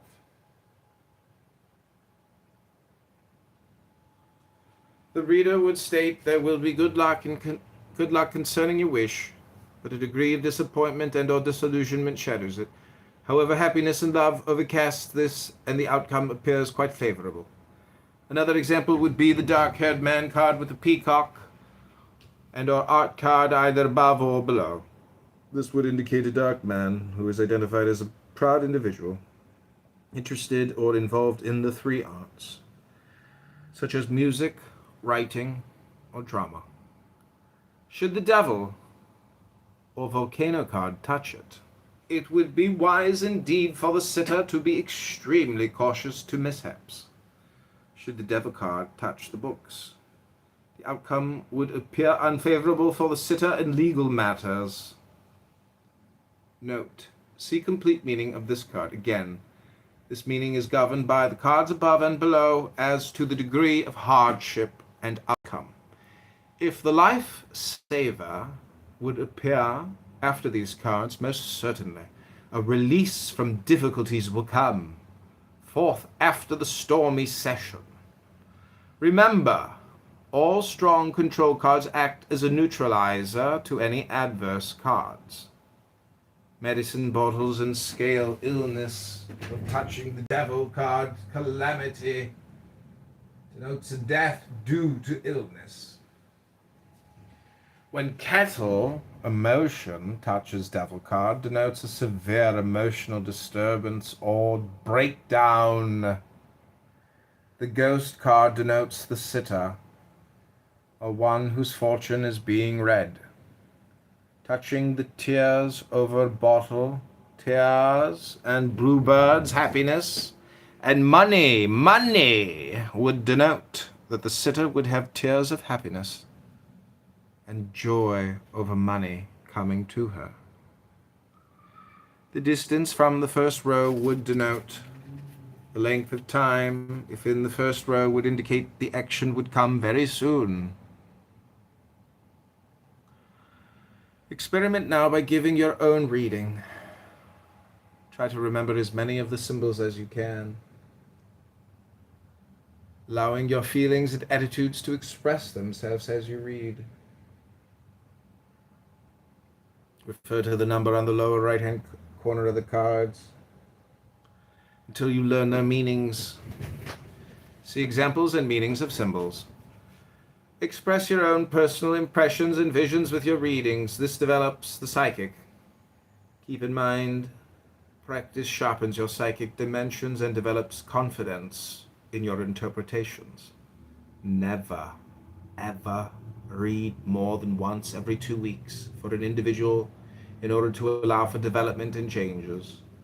Your abilities will amaze you, and you will discover a deeper knowledge of your friends and self as you realize your hidden awareness. Short variation. A shorter variation to the prescribed method may be employed in your reading as follows. After the usual preliminaries, shuffle as instructed in the long reading. The sitter fans out the cards face down, and while firmly concentrating on her wish, selects 21 cards. The reader then makes 3 rows of 7 cards each. All cards must be kept in order as they are selected. Proceed in the identical manner as in the long reading. Repeating. Students, practice sharpens your perception. Learn to accept the impressions as you read. Develop the ability to release these impressions. Attitudes and visions without self-censorship or screening on your part. If you register in your mind a symbol, try to interpret this to the meaning within the reading. This indeed is one of the greatest secrets to your unfoldment psychically.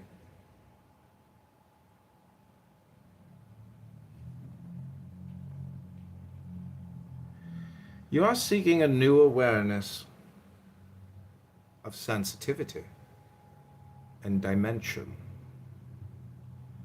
Within self, it is there. You need only to recognize its identity for your claim to perception.